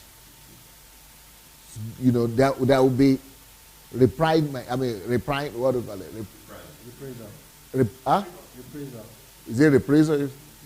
No. What was the word? Huh? There will be repercussions. And God will come to punish, like he scattered the something. Okay, for example, what was the problem of the Babel? What do you call it? The Tower of Babel. The problem was not because they had a vision. I mean, it's a good thing that they had a vision. Kate is looking for you. Okay, we need to finish that now, today. Okay, good. Go and do that so that we could, because we never had that to Sivonia with specialty. Catholic, why countries fail. So when it finishes, you know, you send it to Kate and Natalia. Tell Kate that if success finishes today, the work it needs to do, we need to give it today to Aleona to finish today, so that we could be able to publish it for people. Because I already mentioned it. Now that I've mentioned it, now I'm in trouble. So go and work. You are set free from all work here. Go and do what you need to do. So.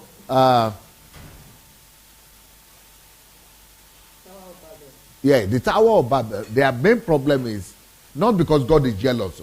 Because if you read that story in the Bible, it says, because they want to attain to God. That's why God came to scatter them. It makes God look kind of like jealous, or God angry, or God doesn't want them to be ambitious. No, that's not the idea. Huh? No, God is not against them having one language too. The idea was that God gave them the whole earth, expanse of the earth, and say, be fruitful, multiply, subdue the earth. You leave the whole expanse and you want to go out there. What is wrong with you? How can you leave? God is saying spread. Go and conquer the whole place. So they were there in Israel. They didn't discover Africa. They didn't discover America. They didn't discover Europe. You want to go up. Well, you have expanse of land here, territory. You want to just stay here and go. What? I don't know if you get it. It is. They are screwed. So God is object. I gave you work to do. You want to go and do your own. What's your problem? Yes, running from the direct responsibility of what you are supposed to do.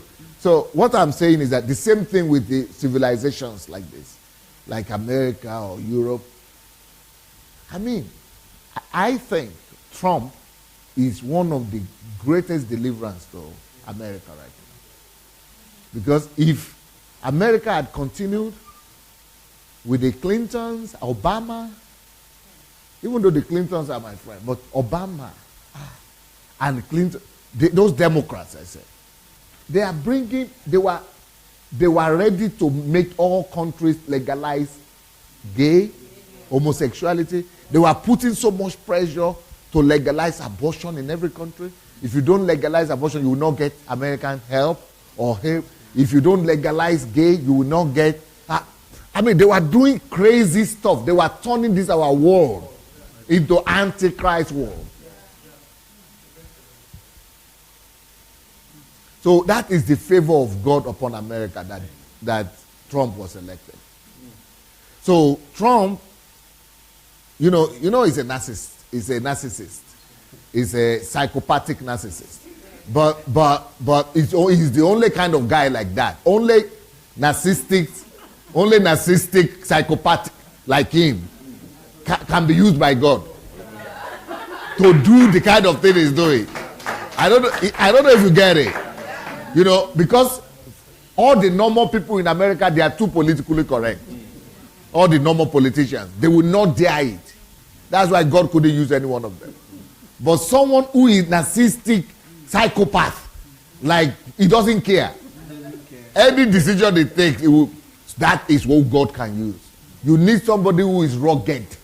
You need somebody who is a little bit crazy, like I said. Somebody was saying, they would say I'm crazy. Don't be afraid of it. You need to be a little bit crazy to make something different.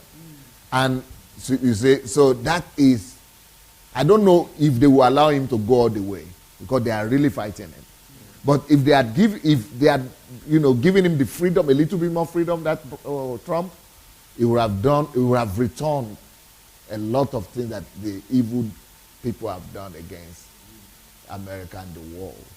So, but if they don't support Trump, if they remove him, if they succeed in overthrowing him, if America goes back to that way they were going before, then there will be nothing to save that country. I don't know. But so what are the reasons for the fall? Like I told you, I have 600-page book that will be released this week. Then 2 more 600 pages books will come after. Second volume, third volume will also come too. So meanwhile, at least that one, the first volume, you will see black and white, why nations die and why countries fail. Yes, sir. No, I just wanted to confess what you said. Remember the pastor of India? Oh yeah, Sandu. Yeah.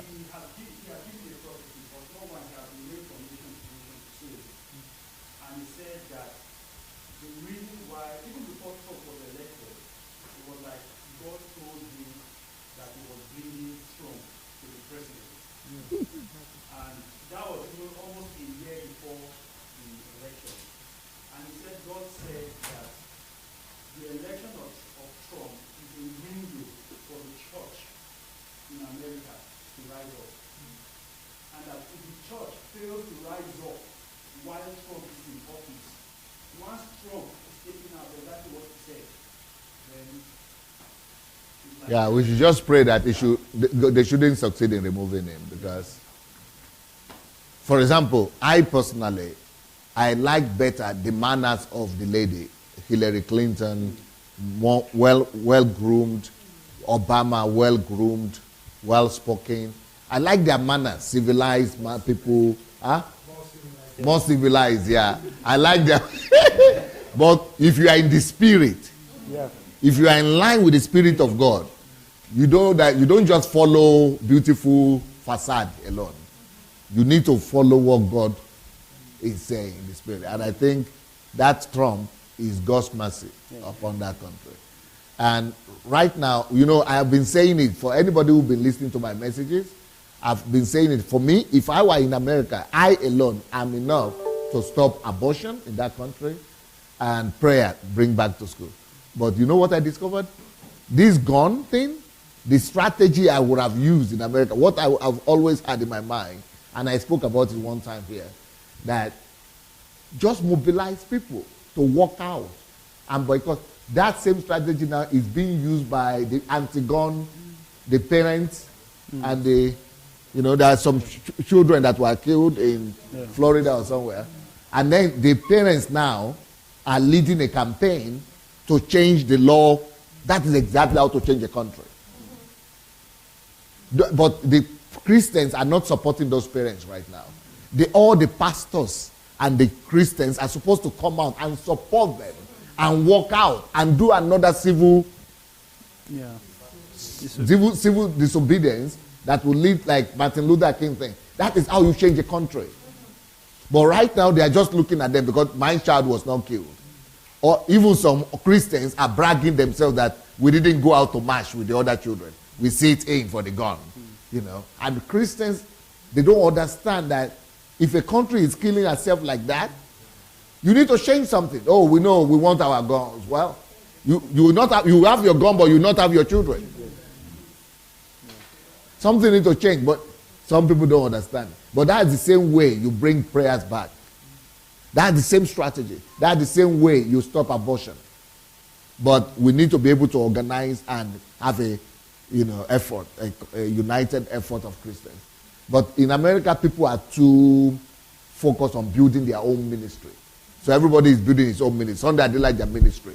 You will say Chris Al ministry. So everybody just doing their own thing. But for you to really get the kingdom of God to come to that country, everybody is complaining, but nobody wants to pay the price of unity to be able to bring about change. Yeah. And, I think, like, and that is why you need someone like Trump. He will not wait for anybody. No, like something you mentioned in your book. I think something you mentioned in your book. One of the major problems we have as Christians is fear. Okay. We like our comfort zone. We go to church. We are so bold. We shout. We speak in tongues and all kinds. But when it's time to actually step out out of that church, you understand? We proclaim that we have faith without even having an understanding of what faith is. Faith, you cannot separate faith from boldness. Yeah. You cannot separate faith from radicalism. That radicalism. Faith, if you say you have faith, it must show. In action. Anywhere, it must show in action. You must be out there doing something. But we are so, like I said, my passion now is to destroy religious mindsets. Yeah, passiveness. Is to destroy. I just hate religion with a passion now because I can see what religion has done to me in the past and to a lot of people. So that religious mindset, when we go to church, you see the boldness, the way people, the emotionalism people show. But once they step out of that building, like I was having a discussion with some other blacks in my office. So I called them for a meeting, and we were discussing rubbing minds together. And all of a sudden, the other two guys was like, hey, let's not be having this meeting every time. I said, why? He said, if they see us gather every time, they'll be wondering, what are these black people? I said, what's your problem? I said, the Chinese gather. The Chinese have meeting every day together. Nobody complains. The whites have meetings together. Nobody complains. I said, why is it that you are always allowing the color, this color of your skin, to rob you of your destiny, and you are so afraid? What are you afraid of? So it means as you are gathering now, they'll now say, you are gathering together, okay, you lose your job. I said, but that is why you are too passive. And that's why people can just step over you and do things to you anyhow. I said, but if you know who you are, you carry yourself. Like in my little department, I'm very quiet, I don't talk much, but people in my department know that I'm not the kind of person you step on. Because they just know. You understand? They say, limit, there's that boundary. And they don't cross that boundary. So I think we as Christians, we should begin to allow that, that faith that God has put in us, that fire that is burning. Let's not just burn within our little domain. Because you see, little pots of fire everywhere. Little pots of fire are burning, but nobody is seeing the light. Why not we pull those fires together and let one massive fire burn? You understand? You are burning there, this one is burning there, you are burning in your closet, you are burning in your office, but it's not making any effect. So I think that's the challenge we have. Christians are not speaking. You go, for example, when I came to UK, the first time I came to UK, before I came, I'd already been bombarded with a lot of information. When you go to brainwash, you don't speak about God, though. Because I was like radical in Nigeria. I was preaching. I was going around talking to people, going to people's houses. But when I came to UK, that mindset that don't mention God. If you mention God, you're in trouble. You don't talk about God in your office. You don't. You understand? But when I was walking in the street, and I started seeing like Muslims talking to people, but one thing that gave me courage, I saw a man standing by the corner and boldly proclaiming the gospel. And nobody was going to harass him to say, what are you doing? I said, so it means that people can actually talk about God in public. So why are people not coming out? What's happening? Where is Christians? They're not coming out. That is our problem, fear. And when I read it in your book, I got one thing in one of your books that talked about... Mention the name of the book because people want to know. I think the one that say how to transform a nation through faith. Something. Yeah. Faith. So I was just like kind of like speed reading it, but I came across one line when he talked about Neil Armstrong and the other guy that went to the moon. It was a fraction of a second that separated them. Why? Because they announced to one of he was even the co-pilot. The other guy was the pilot. They announced. He said the eagle has landed. Okay, first pilot, step out. And he hesitated because of fear. He didn't know what will happen. Okay, I've not been to the moon before. Will something just come and yank me off? What if I burn or whatever? He hesitated. And they called the second pilot, and immediately he stepped out. And today, history remembers him as the first man that stepped on the moon, but he was the co-pilot. So the question, what I'm saying now is that as Christians, let's not hesitate. We have only one life to live. Yeah. Why not just be bold? Live the life. Just live it, because there's no second chance. And the day it dawned on me that, look, I have only one life to live, I said, God, I'm going to do everything I can do. It doesn't matter who hates me, who likes me, disown me, don't disown me, be my friend, don't be my friend. It's not my business. Because right now I'm living a fulfilled life. I'm happy, even if I'm alone. Amen. You understand? I don't need anybody to make me happy or anybody to make me fulfilled. Yeah. I'm just pursuing my vision. You understand? And that's what we should be doing. We are too scared as Christians. We can't talk. Some people, even to post something on Facebook, you are just in your own living room. Oh. You understand? Nobody is knocking on your door. You cannot post because, what will people say? How will people? Who cares? Who cares? You understand? The day you die and you stand before God, those people will not be there. So what is our problem as Christians? The Muslims are very bold. Too bold. Very bold. And yet they lack knowledge. You that have the knowledge, you have the power, you have the everything. Why not go there? Challenge them. Debate them. So I think you just spoke to yourself. Thank you. That's God speaking to you. Thank you. Thank you so much. Matilda, I know you want to talk, but I wanted us to continue with the class. When do I finish the class today? When should I finish the class? 1:30. Okay, let's give you are the last one, then I have to go back to the class. I won't be long. So when we're talking about it, like right now, like Canada is going through that. Like they're just making the Prime Minister, currently Prime Minister Trudeau. Canada Prime Minister. Trudeau is another bad news. It's just bad passing news. out laws that is against everything. Just bad news. It's just devastating. Like for example, I think it's worse than Obama, I guess. Yeah, it's really, really bad. Like and the churches are not doing anything. They're just whispering. It's like whispering. Talking. But they're not standing up. They're like, let's pray, let's pray. It's like, what is prayer is going to do? Like, even my church, hopefully my pastor is not accurate, they hold prayers. We need to pray against this. Let's pray, because this law is like, it's like, and then I go to, it's like, he thinks I'm crazy. Like, my pastor thinks I'm crazy, like I'm losing my mind. And they're basing it on, because she's divorced, separated, so they are, that frustration, that is what's happening to her. And then I'm looking at, no, I'm fine. I'm happy with my life.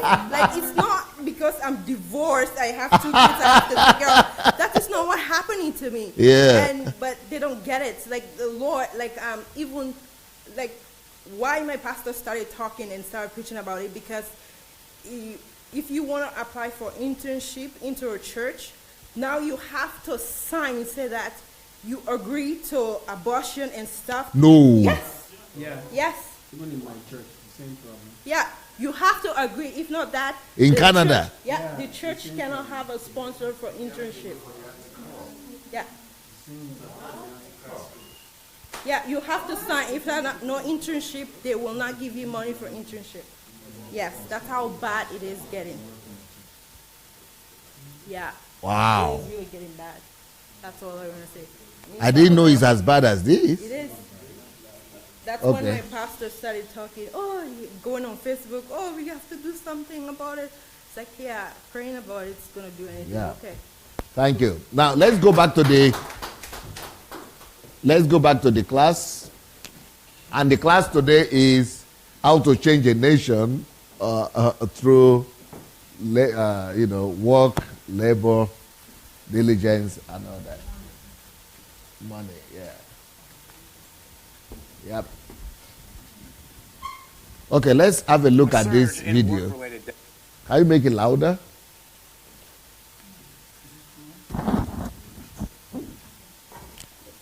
Louder in the computer. That is forcing Japan to take a hard look at its office culture. CBS News Radio's... Start all over again, please. From beginning. A surge in work-related deaths is forcing Japan to take a hard look at its office culture. CBS News Radio's Lucy Kraft has more from Tokyo. Stop. Years after... So in Japan, people are dying out of working too much. Overwork. Because the culture of work is so ingrained that their own is too much. But in Africa, it's the opposite. We don't even have that culture or that danger of overworking. So we need to now learn from Japan, at least, to come to some extent, to some level of sanity. Okay, but let's have a look at it. Losing his son, Itsuo Sekigawa is still in shock, grief-stricken and angry. Straight out of college in 2009, his son Satoshi proudly joined a prestigious manufacturer, but within a year he was dead. Investigators said the stress of working extreme hours drove him to take his own life. The young engineer fell victim to the Japanese phenomenon of karoshi, or death from overwork. An early day for him was going home at 9 p.m., his father says. If work wasn't finished, he'd stay until midnight. Young women are just as vulnerable. This month, state broadcaster NHK revealed one of its reporters, 31-year-old Miwa Sato, had died from heart failure after working near 14-hour days. It took 4 years for NHK to announce Sato's death. Her parents accused the network of a cover-up. The reality is that in Japan, workers are working ridiculous hours. I think that's hard to deny. American labor activist Louis Carlett says such sacrifice is seen as a virtue here. There's a strong cultural norm that you have to devote everything to the company, and you're a corporate warrior, and I think that's what really pushes people over the edge. Karoshi hits everyone from doctors and truck drivers to computer programmers and construction workers in Japan. Grieving father Sekigawa says while Americans work overtime to get ahead, Japanese work extreme overtime because they are forced to. Last year, just under 2,000 Japanese committed suicide for reasons linked to their jobs, a number that has remained stubbornly high for 2 decades. Families of karoshi victims say the government's proposal to cap overtime at 100 hours a month and exempt many professions. Yeah, that's yes, drugoj, yes, что-то другое, какой-то другой фильм. Вчерашний, я сказал вчерашний.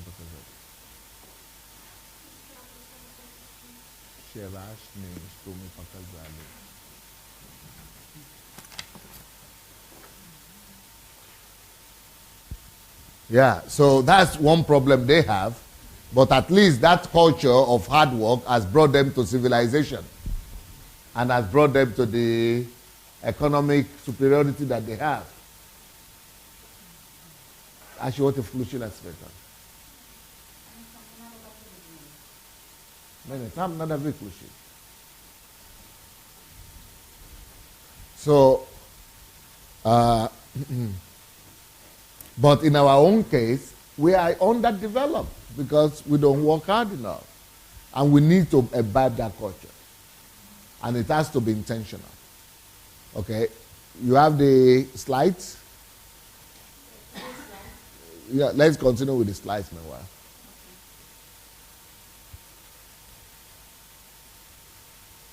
Where is it?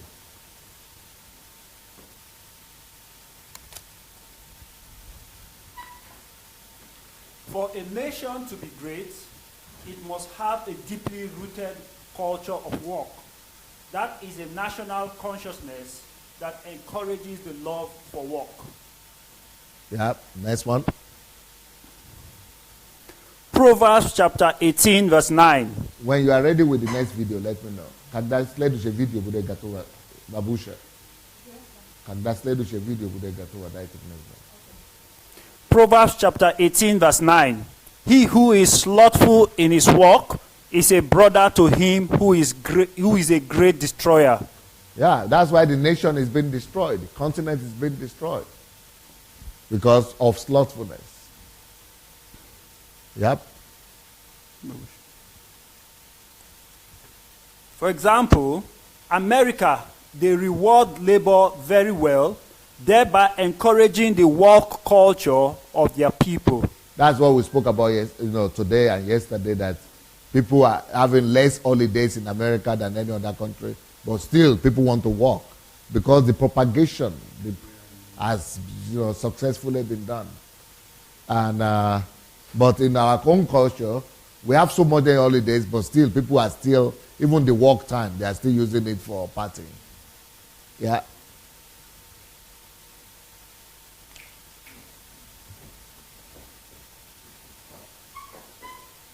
The communists paid less. The communists paid less, but built a very strong reverence for work, thereby creating a whole work ideology that put everyone to the factory. I told you about the communists, that they have police. They use not propagation, but legislation to make people work hard. Yeah.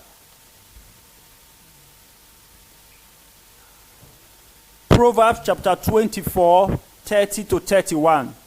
I went by the field of the lazy man, and by the vineyard of the man devoid of understanding. And there it was, all overgrown with thorns. Its surface was covered with nettles. Its stone wall was broken down. Yes. Ты должна смотреть на что читают. When there is no work ethics in a nation, there is waste, negligence, ignorance, and no maintenance culture. Надо смотреть на экран. Genesis chapter 2, verse 15. Then the Lord God took the man and put him in the Garden of Eden to tend and keep it. You see, even God himself created that culture for people in the Garden of Eden. The only culture he gave them was the culture of work. Even before the culture of worship. Because God only came to see them in the evening. That was their worship time. In the cool of the day.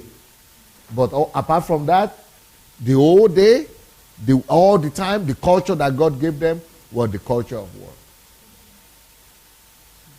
So work is our nature. Work is supposed to be our culture. Work must be embraced. We must not look at work as a curse. Work is God's nature. Because this was before the fall, This was before the sin, the fall of man. And God put them in the Garden of Eden and said to work, to tend the garden and to cultivate it and to keep it. So God wants us to be like that too. Work should be our second nature. And I am personally surprised at the way I see people respond to my work ethics. When people don't even know how much I work here. They just see something on the internet that I'm busy all the time, and they think, oh, that's too much. I said, so if you are surprised at the way I work, it means you work less then. That's why you are surprised. So if you are working less, then why are you surprised that I have the result that you don't have it? Because you cannot have greater, superior results if you don't work very hard.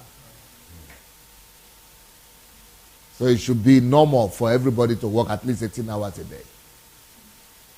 At least anybody who wants to become somebody, who wants to become excellent. You know, is it Ralph Emerson that says that some people talk about luck.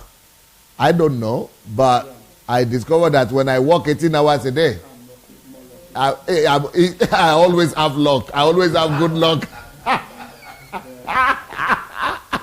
But I'm only working like everybody else, 8 hours, no luck comes. Yeah, why am I unlucky? That book, that's where I write it. I wrote in that book too.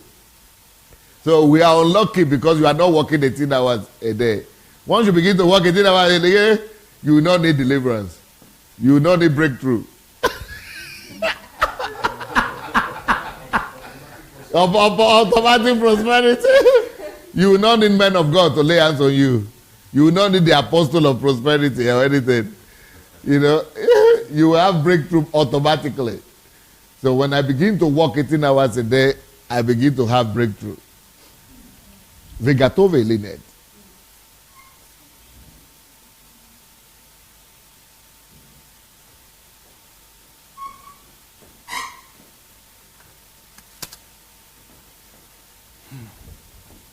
However, looking at God's relationship with man, we could see in Genesis 2:15 that the first instruction God gave man was to walk.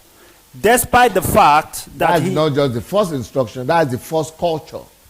Because it's not just something to do, instruction, just do that and that's it.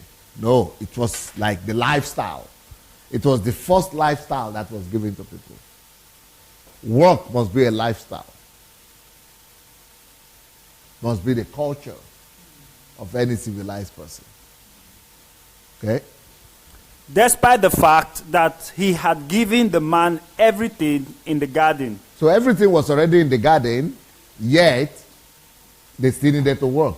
So work is not necessarily for survival. Because in the Garden of Eden, we could see that they were not working for survival. They already had survival. They already were alive. They already had everything they had. So for us to now be working for survival is to defeat the purpose of work. So work is never meant for survival. And we shouldn't be working just to survive or make a living. We should be working for the same purpose that work was established in the Garden of Eden. Right? Genesis chapter 2 verse 8 to 14. The Lord God planted a garden eastward in Eden, and there he put the man whom he had formed. And out of the ground the Lord God made every tree grow that is pleasant to the sight and good for food. The tree of life was also in the midst of the garden, and the tree of the knowledge of good and evil. Now a river went out of Eden to water the garden, and from there it parted and became 4 river heads. The name of the first is Fishon. It is the one which skirts the whole land of Havilah, where there is gold, and the gold of that land is good. Bedlam and the onyx stone are there. The name of the second river is Gihon. It is the one which goes around the whole land of Cush. The name of the third river is Hiddekel. It is the one which goes towards the east of Assyria. The fourth river is the Euphrates. Gold, onyx, all natural resources were there, yet they themselves are not sufficient to sustain man. So the natural resources were there, but the natural resources and the blessings by themselves are not sufficient to sustain man. Man needed work. It is the work that brings meaning to the resources. It is the work that brings implementation and fulfillment to the gold, to the onyx. You need to work to make it a product. It is work that turns all the blessings into a product. It is the work that turns the gold into the pensions and earrings and things. It is the work that turns the onyx into building materials. It is the work that turns all the blessings into something. So work itself is superior to natural resources. So if a nation will be blessed with natural resources, but not with good culture of work, it will still remain poor. Because even in the Garden of Eden, where they had all these natural resources that we are talking about, they could still not benefit man until man worked with it. So it doesn't matter what natural resources you have. If you don't have the culture of work, you don't have anything. And then if you have natural resources, if you don't have natural resources, but you have the culture of work, natural resources will flow to you from places where they have them. So you see, everything is in the Bible. In the Garden of Eden, they have all the resources, but God still said the culture of work must be supreme. So for us to think about development, civilization, and progress for our nation and Africa, it must be a whole informed, intentional effort to develop and cultivate a whole culture of work. So how do we cultivate it? Either through legislation like communists did, or through propagation. And through propagation, we need to involve media, we need to involve Nollywood, we need to involve education, we need to involve churches, schools, service, all. It has to be thorough and concerted, holistic effort. That is how you can make the whole culture to change and embrace the culture of work. Okay? The man was still instructed to work, verse 15, cultivate and keep, develop and make productive. Every man, can you imagine? For me, for example, in my own understanding, the purpose of government is to be able to put a system in place that every citizen that is an adult citizen of the land will have some productivity. Unless he's a dependent or an handicap. Otherwise, everybody must be productive. Then, not like in Nigeria right now, who are the people we call Nigerians? I think we are not more than 20% of the people who, because Nigeria, only 50% can even read or write. So 50% is already up. Out of the people, 50% that can read and write, how many of them have degree? How many of them, those ones who can read and write, 30% of them are just secondary school or primary school. So the ones we are currently calling, so the potential of the country that are really, informally building the society, maybe they are between 5 to 20% maximum. But can you now, imagine a situation whereby we develop 100% literacy and we bring skills to 100% of the population? Of course, I know that there are unskilled laborers, the little farmers and the petty traders who are not educated, but what is that? Can you imagine if their capacity is developed fully, like European countries? I mean, we are living on wealth.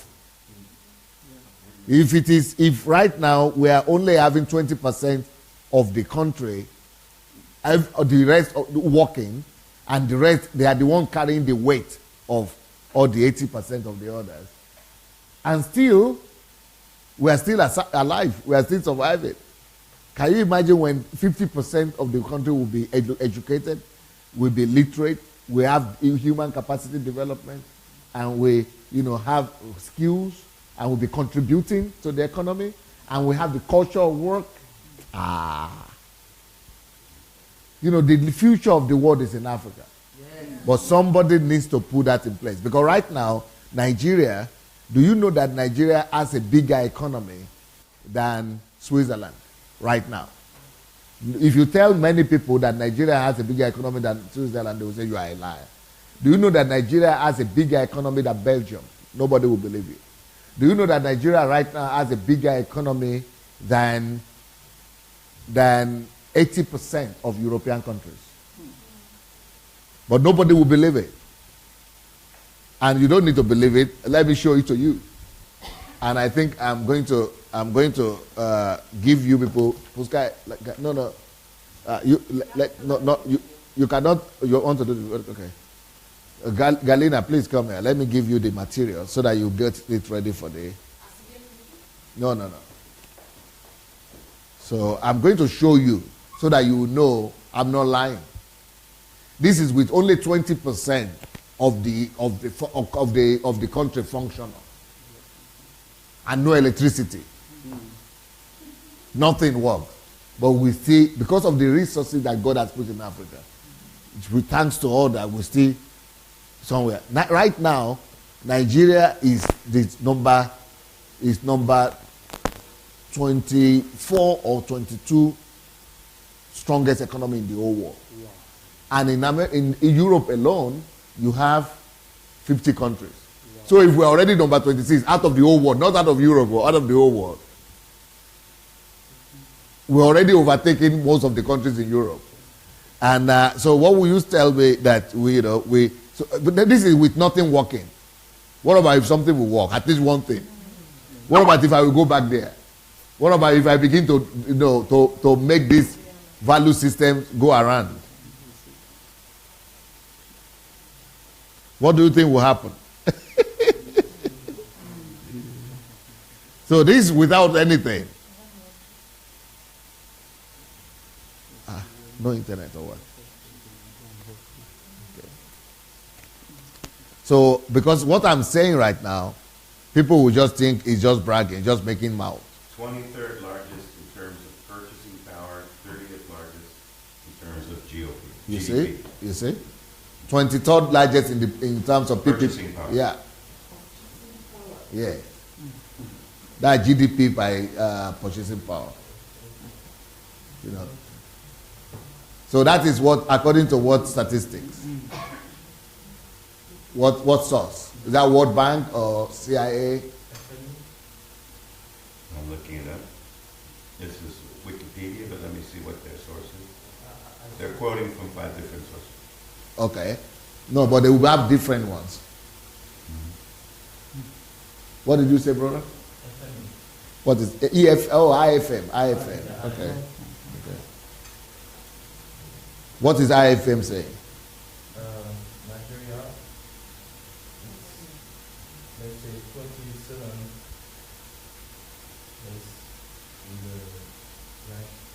is in GDP, 27, right? In the world. Out of all the countries. Okay? In 2017. Yeah. And also in 2015. Number 27. CIA World Factbook. CIA? Yeah. Okay, what number? Oh, no.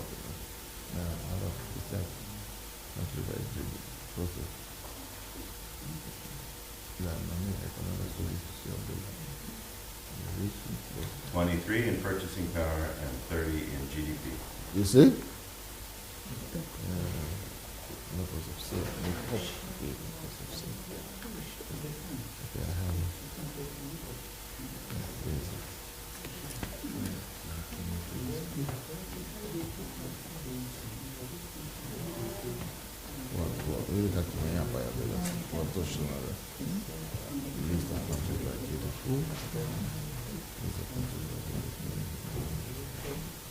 So, but if you tell somebody else that, nobody will believe you. That Nigeria is 28 or 27, number 23rd in the world. When you have 50 countries in Europe, you would think all of Europe is better, all of America is better. Or no, But what about if we get some things going? It will be just fantastic.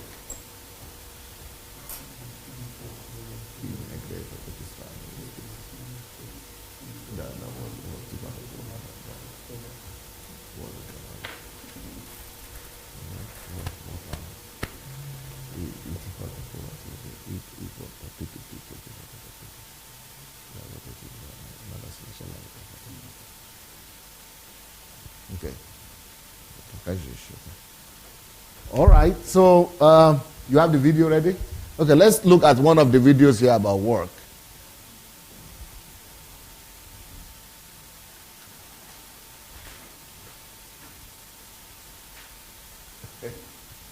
Что ты сказала? Ты сказала готово.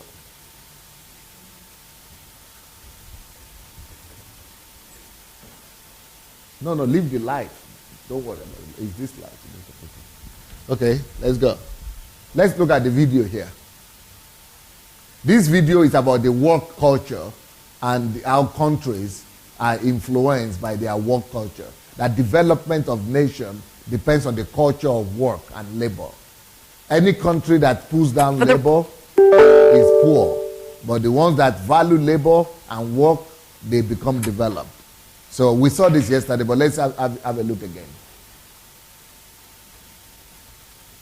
For the record, I'm not okay with this. I'm not either. Hey, if you've been planning a summer vacation, you know how difficult it is to schedule time off from work. Unlike Europe, there is no law guaranteeing American workers any vacation time at all. Channel 4 Action News reporter Sheldon Ingram shows us. You would think that is horrible, that is bad. No law that guarantees workers any vacation at all. I mean, if you say that in Europe, the end of the world, end of the world. That is like Gestapo. That is like saying Gestapo. No, leave it. Don't show me. Show the screen. That is like Gestapo. No law guaranteeing vacation. But do you know why America did that? And nobody is complaining. Because the people don't even know. Because they have been brainwashed well. They have been brainwashed to be addicted to work. Because they are interested in economic growth. Now, they don't think about people. People is second place. But at least they build a big economy and a great country. Because they are thinking more of the greatness of their country than individuals something. So, but, of course, if we put it by God's standard, that is horrible. Because God's standard is that is one of the 10 commandments. You know, Sabbath. We spoke about it yesterday. Every country.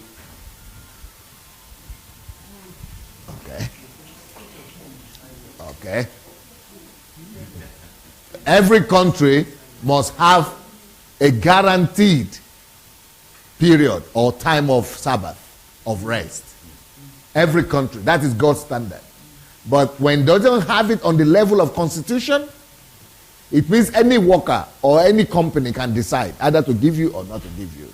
Either you can choose. They could say, if you don't want to go, and since you want to make money, since you don't want to be fired, you have to agree to whatever they offer, or you don't find another job.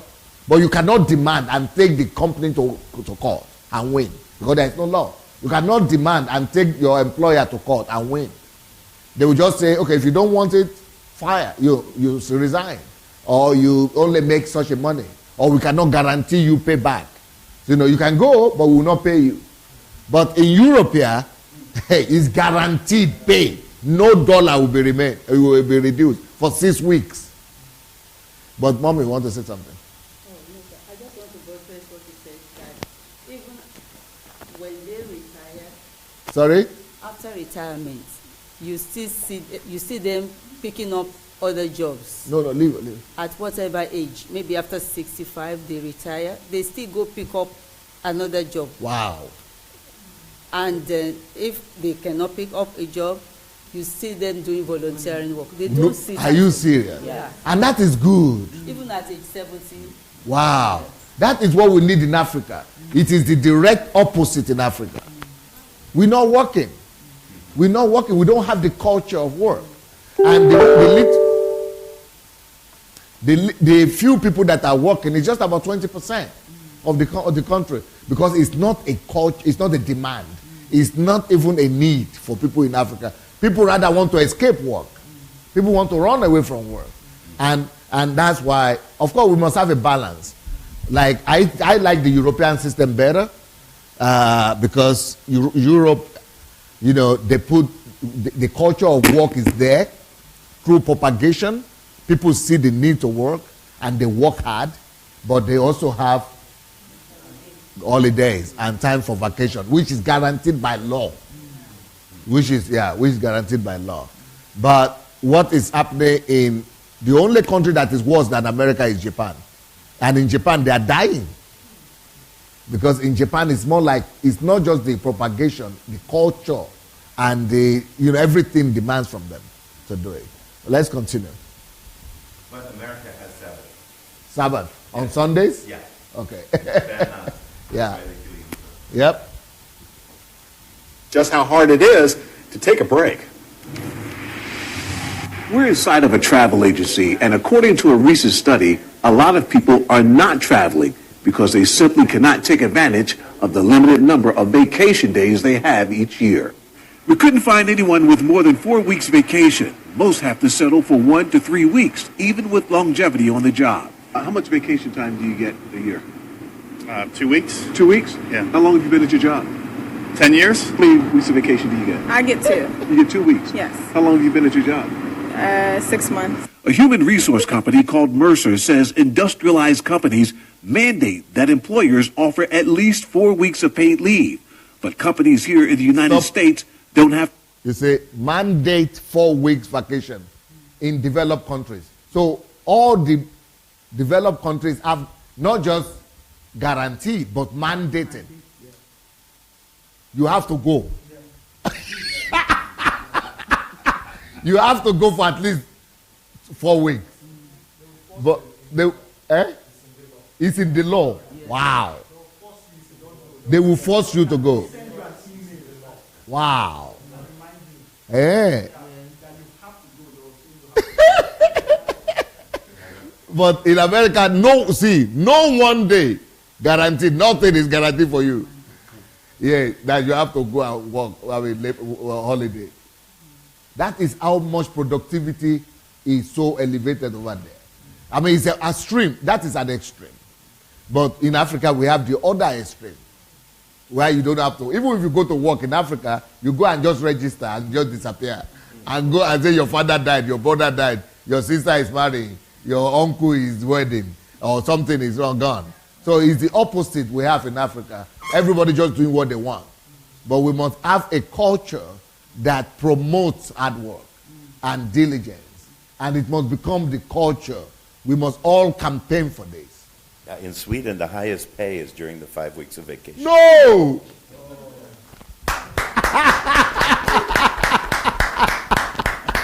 They pay you more when you go on vacation than when you are working. 12% extra. What? No! 12% extra. Okay, let's go. To offer any paid leave, but that seems to be okay with some members of the Pittsburgh workforce. A recent study published in the Journal of Happiness found that Americans are happier working than Europeans. Well, yeah, in Europe they get off like 6 weeks. Stop. You say Europe gets 6 weeks of holiday, apart from the guarantee 4 weeks. They can get up to 6 weeks. But they are still not happy. Because Uncle Sam is too much on them. But Americans are happier, even with 2 weeks, or with not even getting holidays at all. Now, what makes America happy is because of the system itself. You know, America, they have more faith, they have more, like, you know, one American just said, Rory just said now that America has Sabbath in a different way. Not during vacation, but they go to church. But Europe, they don't go to church. Yeah, 90% of Europe doesn't go to church regularly. So what does that mean? Emptiness. They cannot be happy. But America is the most religious country in the world out of all the developed countries. It's the most religious country. And the most Christian country too. So that compensates a lot what they don't have in physical rest, but they have spiritual. So that's a little bit of something for them, yes. But the socialists there, the people in the extreme, they are not happy too in America. Because they don't believe in God too. So they are so frustrated. Yes, So they take off for months. Yeah. Yeah. You wish you had it like that? No, I think we have it better around here than they do in Europe. Stop. He said, how much holiday do you have? 2 weeks. But he himself, he said, but in Europe they have 6 weeks. He said, do you want us like in Europe? He said, no. 2 weeks is okay. Yeah, we are better off. You see, that is how they have been conditioned that work is a blessing. They said it's better for work. Even though they will be paying you for 6 weeks. No. Let them lose pay. We want to go and work. That is what we should do in Africa. Go ahead. Inside the common Japanese restaurant, Chef Luke Bursick gets 2 weeks vacation, and he's been here for 8 years, but that's okay with him. To be honest with you, it's fair for me. I mean, I like to work. I've always worked, and, too much time off for me kind of gets me lazy. In the restaurant business, you see the mentality? Even 2 weeks, he said, oh, that's okay. You don't have more rest? No. You see, the culture, that is what we need in Africa. Go ahead. Lose bundles and tips while on vacation, so they'd rather work. Essentially, they'll take 2 week vacation, but they want to come back faster because they have 2 weeks vacation, but they want to come back before the end of the 2 weeks. They don't want to go for that 2 weeks even. Go. Make more money in tips. But for others, that European lifestyle sounds pretty cool. If you could get 4 to 6 weeks, would you take it? Yes, indeed, I will. And that's what I'm striving for. The longer I stay, the more I get. Sheldon Ingram, Channel 4 Action News. You see what he say? He's striving for it. The longer I stay at work, maybe they will give me more vacation. It's not like a law. It's not guaranteed. All right, but the reason why I'm showing this is just to show us that any nation that becomes developed, they have to be serious about getting their people to work. The culture, it has to be a culture. It has to be, legislated or propagated, anyhow you want it. But we've got to make work celebrated and the most important thing in the society. Okay, let's go back to the notes.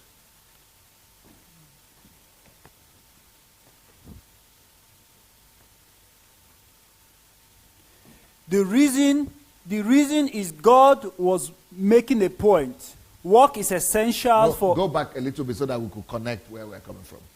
Yeah. The man was still instructed to work, cultivate and keep, develop and make productive. Let's go back one more. Okay. Gold... one more. Yeah. No, it's already. No, let's go back forward. That's too much. Gold, onyx, all natural resources were there, yet they themselves are not sufficient to sustain man. The man was still instructed to work, cultivate and keep, develop and make productive. The reason is God was making a point. Work is essential for existence. It's part of his reasons for putting us here. Stop. Part of the reasons for putting us here is work. So for a pastor to now be coming to say, if they feel like sleeping, let them sleep. Because they might be having jet lag and health issues. So don't wake them up. Because, just let them recover. So anyway, so one of the reasons why God put us here, really, is to work. And pastors are now coming around to say, work is a curse. Excuse me. Go ahead, please. Proverbs chapter 20, verse 13. Do not sleep, lest you come to poverty. Open your eyes, and you will be satisfied with bread. Work is not only because of money, because work has more to offer than money. Beautiful. That's why I wrote that book. Money won't make you rich. Yeah. What work can offer? 1. Firstly, we work to realize the hidden potential in us. Beautiful. Is that not great? I work for myself. So even if you don't pay me anything, I work for myself. You know, when I started doing this, my live broadcast, people would normally come and say, I want to be paying my tithe to you. I said, you want to pay your tithe to me? Good. So I said, go ahead, but don't give me, take that tithe, put it aside, and use it. What is the calling? What is the burden that you have in your heart? Go and assume that you are paying to me, but go and use it yourself. I'm dedicating, you to go and use it, to go and fulfill the passion that God has put in you. Just assume that you are using it like that. Or do you know anybody that is unfortunate and around you that is less privileged? What's your mom? How much do you give to your mom? How much do you give to your sisters and brothers? Oh, no, not much. Go and use my tithe. Go and use it to take care of those people. Because when even if you are not getting money, what I'm trying to say is that what I'm doing, by doing the broadcast, I don't need money for it. I don't need you to pay me tithe for it. You see? What did he say? When you work, you realize the hidden potential in you. So I'm working for me, not for, even though he's blessing you too, but he's blessing me first.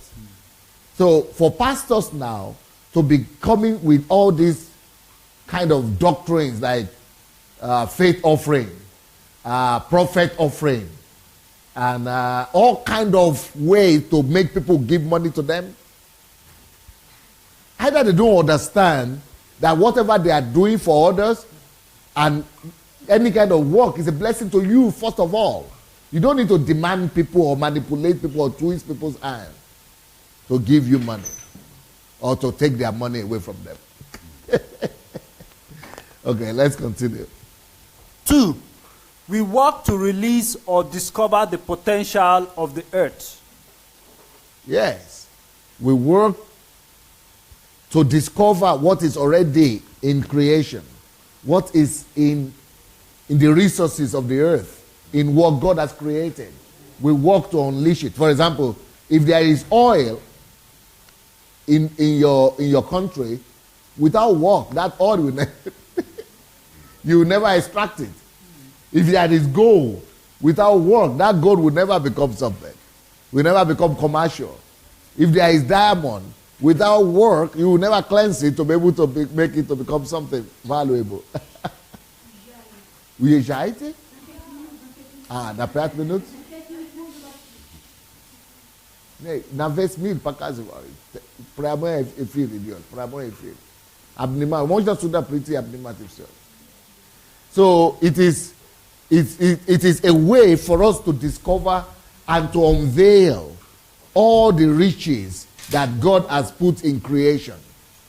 So everything God put in creation.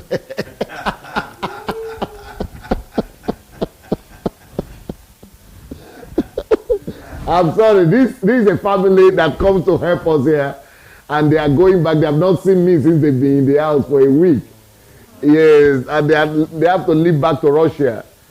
So, спасибо.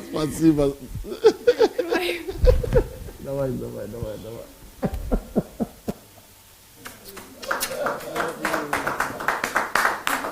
Lucia.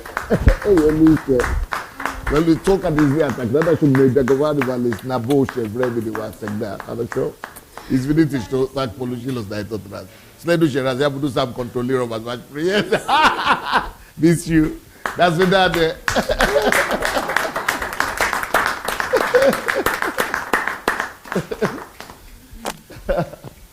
All right, where did I stop? I lost it. Where was I? Okay, it is through work. Only through work you can unveil and unleash all the resources of the earth and of nature, of air, of the planet, of the galaxies, of the space, of, Yeah, of nations. Everything. All, as you are sitting down there now, there are a lot of hidden resources, riches in you. It is work that will release it. Just so that's why I was using the example of not taking money from people, because when just like I told you about the oil, or about the petrol or gas or diamond or gold that are hidden in the ground, and it takes work to bring them out. Same with you. There are even more wealth and riches in you as a human being. But the amount of work you do is what unveils them. The more I write books, the more I discover more topics. The more I preach, the more I generate more. So there are many more things in us than the raw materials in the soil. And the only instrument God has come up with to be able to discover, unleash those resources and wealth in you as an individual is work. So as you are sitting down there right now, you are closed to Him. So many of those things are closed in you. I have a book that is called How to Discover Your Hidden Latent Energy. Latent energy. That's about it. Another one I have like that. So, maybe you have all of you, maybe you have discovered 1%. So when people come to me and say, oh, Pastor, face your business. I have a book that's called also Pastor, Face Your Business. They want to face your calling, yeah. Just face your calling. Just do that thing. They don't know what I know. I know that I'm like that soil in Niger Delta, that is full of all these things. And you say, no. Don't go and cultivate everything. Just face your calling. Just do one thing, little thing that is coming naturally. When everything is packaged, for you to know the indication, for you to know, to have what do you call prestavlene, to have what do you call to have prestavlene? For you to have an understanding of what is in you, of what is hidden in you, always think about the amount of cells in your body. That is to that level, to that extent, to that magnitude, and your potential. So for somebody to now say, face your calling, and you only do that little thing there, they are killing, they don't love you. Because the variety is like the sand of the sea, of the resources and potential. Because the amount of cells in any human being, they are like in the billions. So they are the varieties and the possibilities of what you could do, they are like those cells. Because every cell you have in your body is a living organism. And as long as it is living, it means it has life in itself. And anything that has life has potential.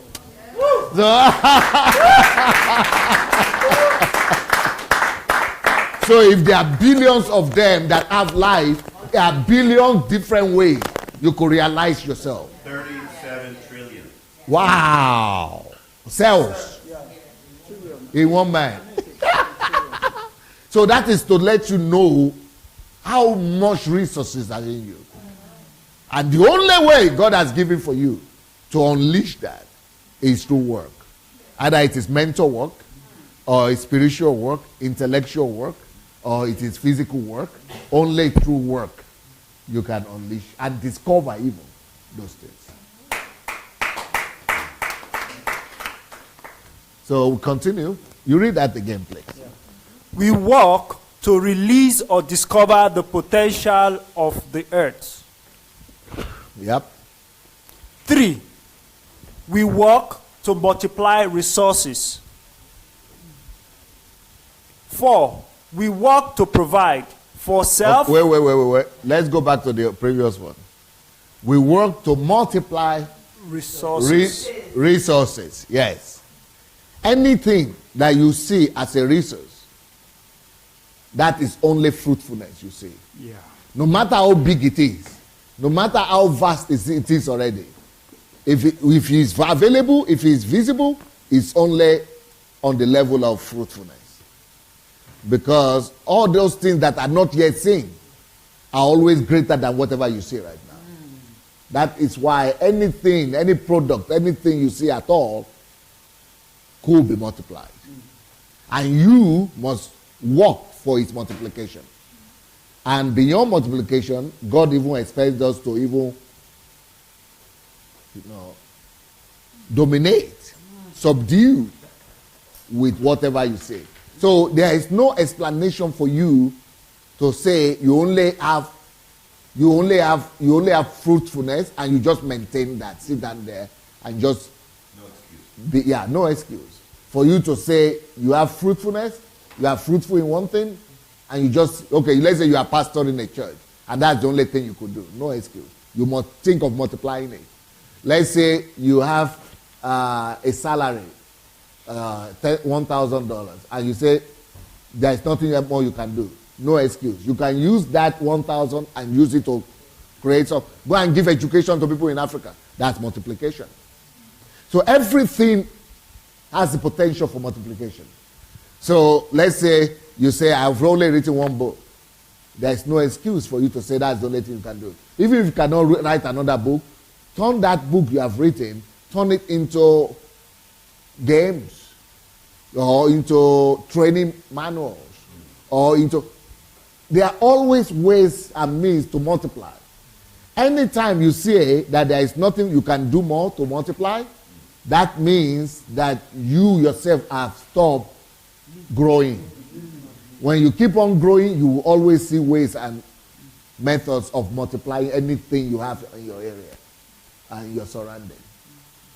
So everything that is work, but the only way to multiply is only through work. Only work multiplies. And only through work you can multiply. Either mental work, intellectual work, physical work, spiritual work, but only work multiplies. Okay, next one. 4, we work to provide for self, others, and the nation. All right, so remember, you work not just for yourself or for your own sake. You work to provide for your family. You work to provide to be a blessing to others. You work to be a blessing to humanity. You work to be a blessing to the kingdom of God. You work to be a blessing to your nation. And of course for yourself. Yeah. You don't get what you wish for. You get what you work for. Beautiful. You don't get what you wish for. You get what you work for. Excellent.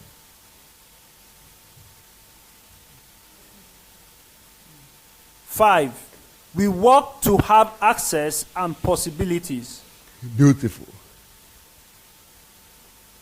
Life is a field of unlimited possibilities. Yep. Proverbs chapter 22, verse 29. Do you see a man who excels in his work?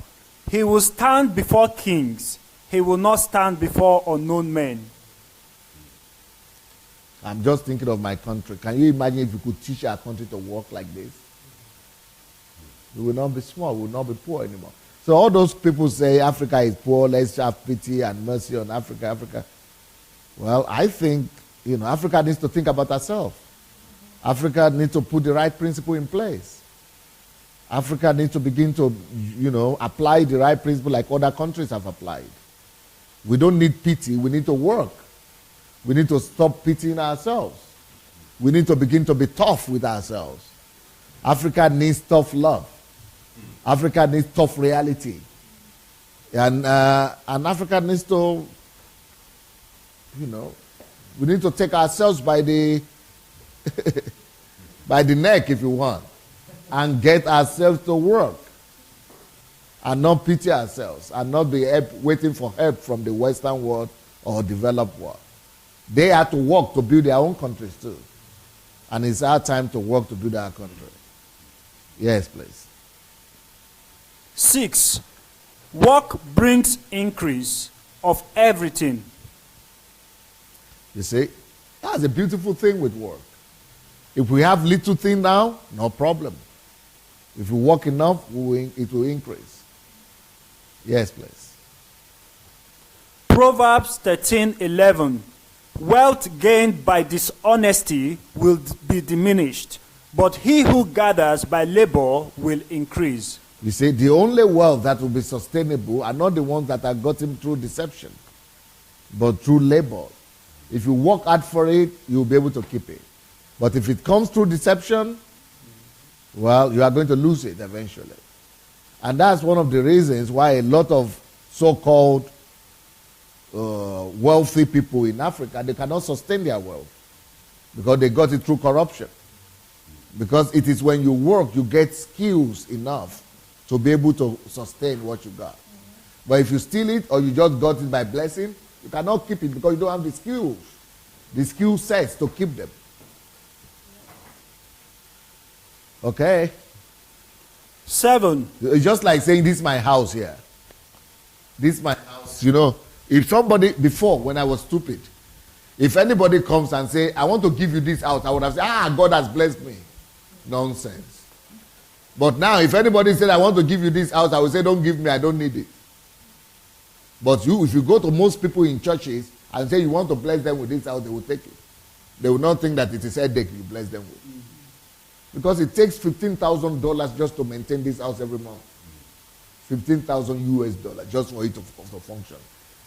So how will I go and receive it from me for you to bless me with a house that I will have to spend $15,000 to maintain every month? You want to give me bankruptcy?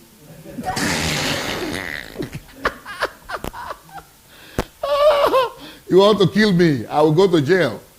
Because it takes you a level of, you have to be ready for blessings. But a lot of people, they are just wishing for blessings. But you don't have what it takes to maintain that something. You cannot maintain it. You're not prepared for it. So it's not just about blessing. It's about working enough, knowing the skills, having the work level to be able to have the resources that you will need to be able to maintain the blessing that you're asking for. But a lot of people just want to be blessed. Okay, you get the blessing, but the blessing will kill you because you don't know how to sustain it. It's just like somebody came, somebody had given me a plane before, airplane. Yes. Somebody gave me airplane before. And why the whole church, and the person announced it to my church, why the whole church was rejoicing that I was given a plane, I came to the stage, took the microphone, and I said, I don't want it. Because by that time, God has helped me to know that it takes $40,000 just to pay for 1 day of parking. Every day that you park your car, you park your plane, you pay $40,000 for it. Just to park. Just for you to sit down in your territory. So from the place it is been sitting down right now, it used to be the headache of the person giving it to me.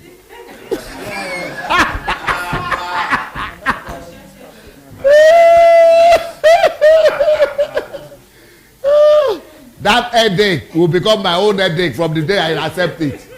That is where our tithe was going to. That's where all the tithe and offering is going to. Yeah. But if you want to tell maintenance with it, then it's going to be $4 million a year, including maintenance. Yeah, $4 million a year, just to own a plane, even if it is gift. So I said, I don't want. That's how I escape, and I escape with my head. My head is still in place because of blessing. Okay, here we go. 7. Work brings wealth. Proverbs 13:4. The soul of a lazy man desires and has nothing, but the soul of the diligent shall be made rich. 8. Work enables you to bless and provide for others. Yeah. 9. What gives you the possibility to give to God, man, and nation? National Heroes Day. Yeah. So one of the greatest things a government could give its citizen is the sense of work, or what we call the work ethics. Yeah, or the dignity of labor. Yeah. If any government succeed in eliminating slothfulness, then wealth and riches will be the portion of that nation.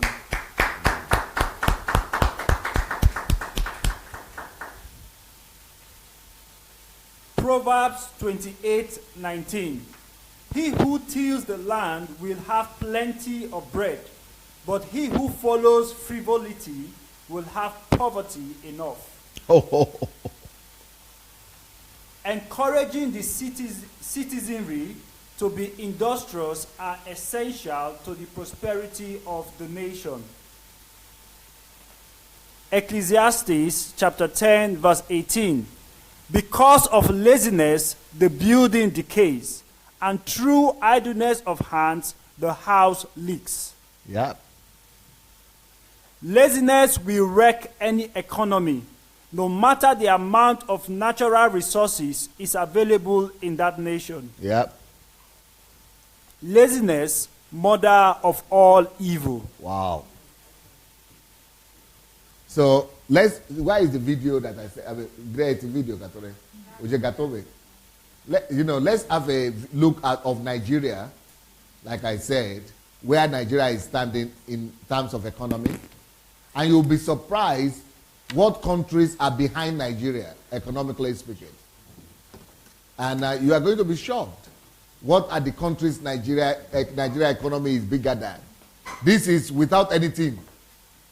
So just for you to know how blessed the country is, just by itself, without anything working. And every one of you will agree that there is even no culture of work. It has not become a culture. Nobody has even worked on it yet.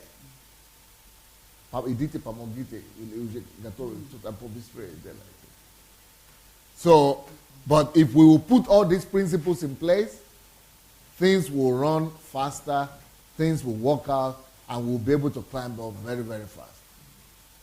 But we need somebody to be able to bring this understanding and and inculcate it in the fabric of the society. The fabric of the society. Okay. Are we ready?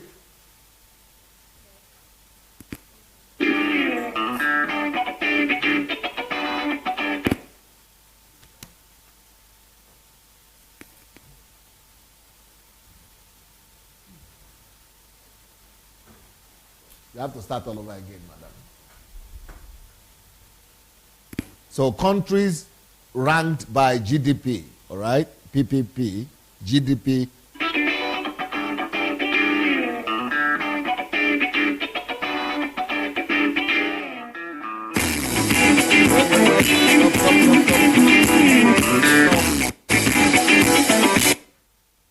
Te deset, samo je 10 luče zdaj se listo.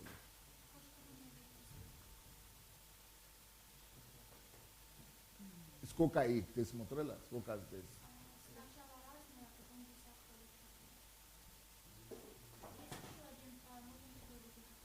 Не, надо де все, или де до 50, или сколько. Не 10 здесь. Здесь 10 только. Но здесь началось 10. Только смотрел 10. When you all see PPP, it means purchasing power parity. Comparison of Let's try the GDP growth.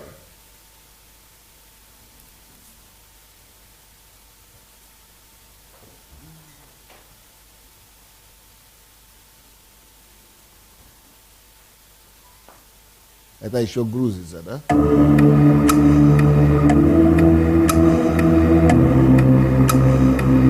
Stop. Can you say it? You couldn't say it? Go back. Remove the volume so that we can read it. Okay, stop. So there are different levels. We needed to see that now. I said stop, which means you have to stop so that freeze it. Okay, this here. So when we talk about GDP, you have nominal. Nominal is just flat. It's just like saying flat GDP, whatever the country produces. Then you have GDP per capita. Per capita, it means how much wealth every citizen has. That is where Africa and Nigeria is at the bottom. Then GDP PPP means how much altogether wealth is in the country. Not just the GDP nominal. GDP nominal is without the activity. That's just what you produce. But the purchasing power authority talks about how much wealth that is there. Not just what you produce. For example, in Nigeria, we could produce just for 500 billion. But because apart from what we produce, the Nigerians in diaspora send another 30 billion, and then there are other things that we don't count as being produced, but we have petty traders, petty farmers, all those kind of everything. That will be PPP. So then, yeah. Okay, let's go. Let's see what they have here. Play now. So GDP nominal. United States, Japan. Oh, it's too fast. Okay, let it go.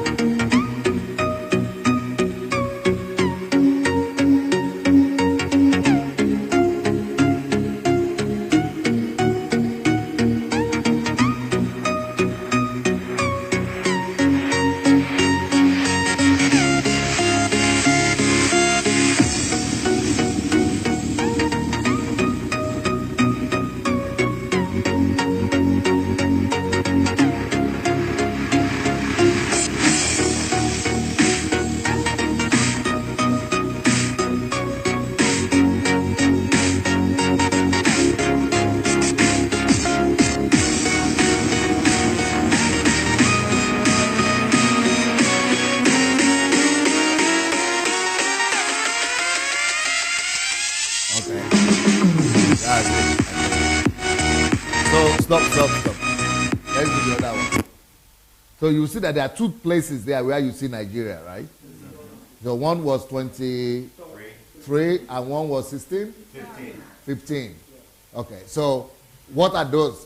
When you then there are some where you don't see Nigeria at all. So where is it you don't, because they are only talking about the top 25 here. So where are the ones you don't see Nigeria? You will never see Nigeria in per capita. Anything per capita, you never see Nigeria there. Per capita is when you divide the wealth by all the people living there, then we are just at the bottom, yeah.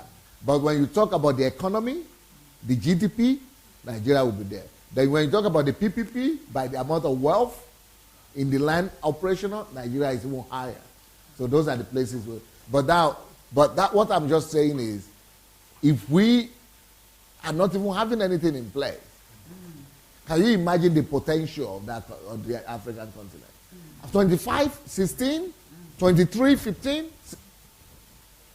Where are the other countries? You know, if we get things right, we could get to the first 10 very fast. You see. Okay, let's see this one. Even if it is work ethics alone we have, you know, it will make a difference. Yes.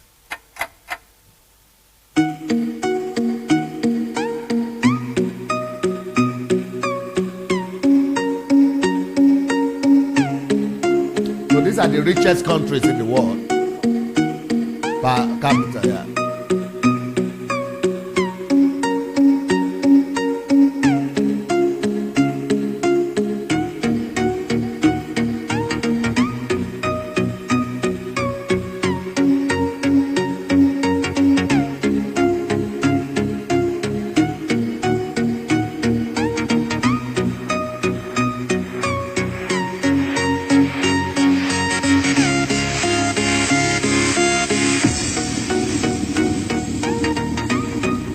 So these are per capita.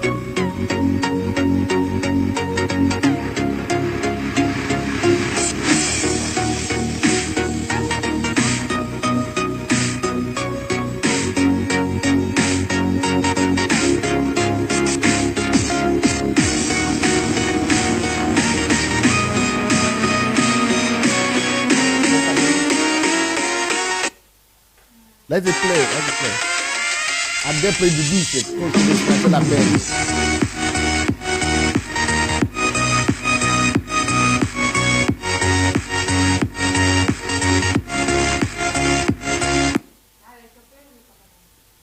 To što ja сказал, что не надо первое. Это то, что я просил. Откуда вы это нашли? Я не то сказал, что то первое. Теперь вы два мне сказали.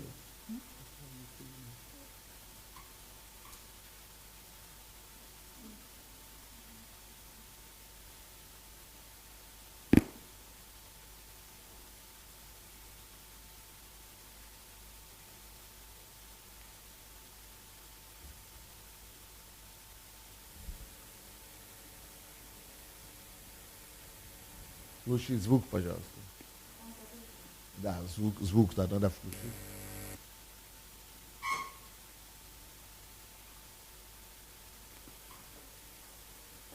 И на весь экран надо сделать.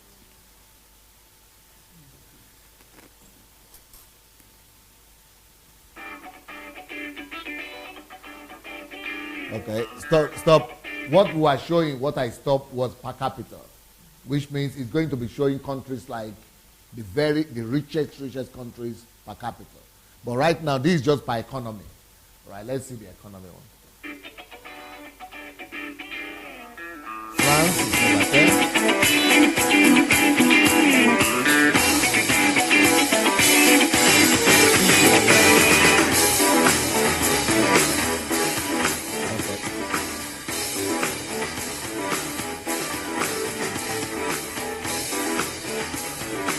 This casal has been to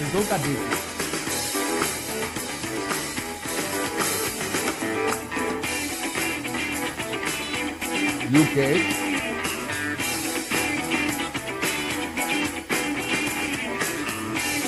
All these countries that are developed, they have strong work ethics.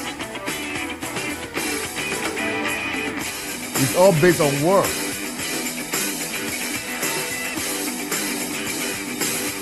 Brazil, number 8, 3 trillion.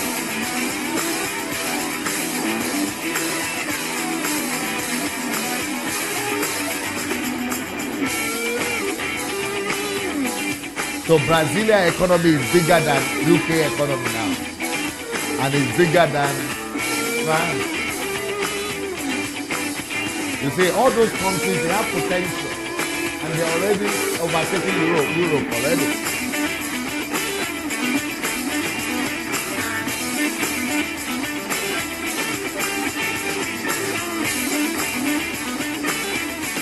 And they are in a period that I wrote. Period. I can't see what I'm looking for. More forward.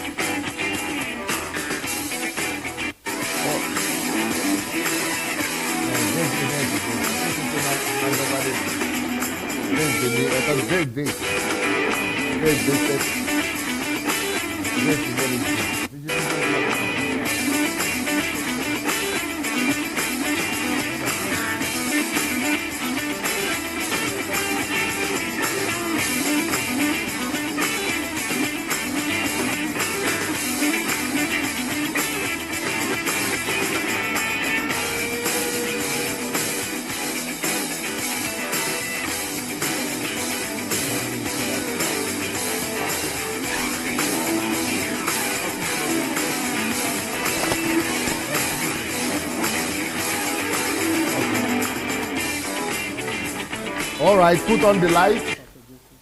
Включите свет там. So any country that is big on GDP or economy is only based on hard work. You will see the culture, they have the culture of work. And without it, we're going nowhere. So that's the end of the teachings. I was listening to you. We have 15 minutes to hear your feedback on today's teachings on the importance of work, creating money, diligence in wealth creation for the country. So what do you think? What do we need to do? What are you learning? Yeah, what are your conclusions after these teachings? Yes, sir. I think it's fascinating how much potential is in each person. There's 200 different kinds of cells in each one of us. 200. And there's 37 trillion estimated total cells. So based on what you're saying today, each one of us would have 200 different directions we could go. Yeah, yeah.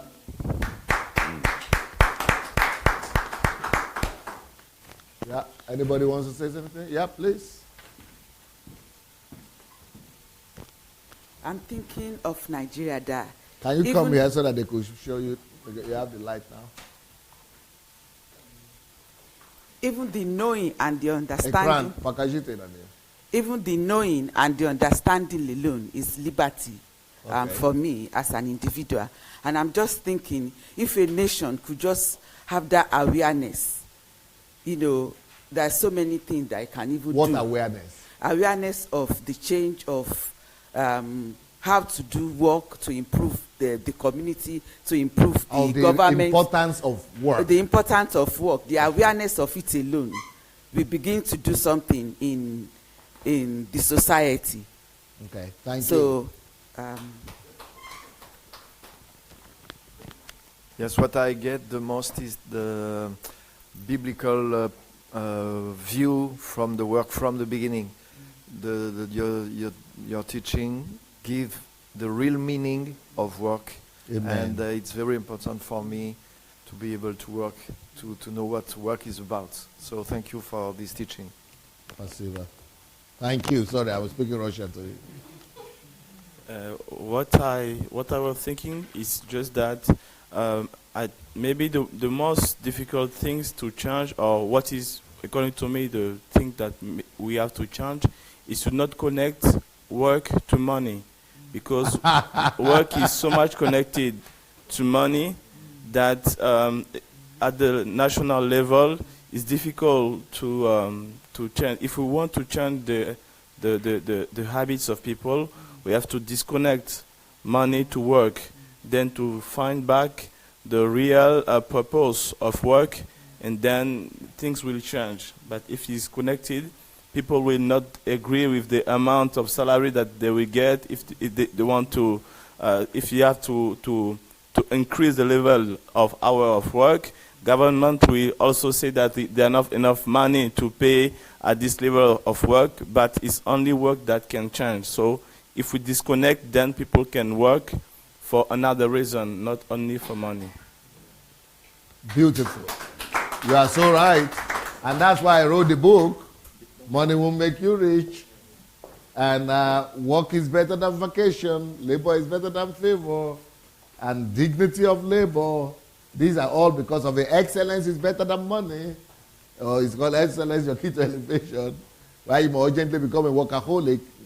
And money won't make you rich. Yes, sir, Pastor Wellington. We now know what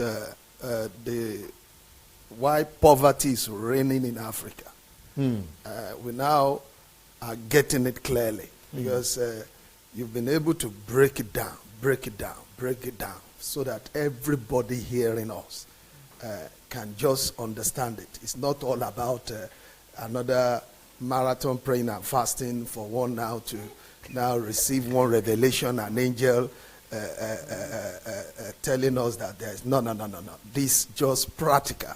So I really, it's just practical. So we have a situation where money is in the hand of individuals, and not all, just some few, and that the majority are poor.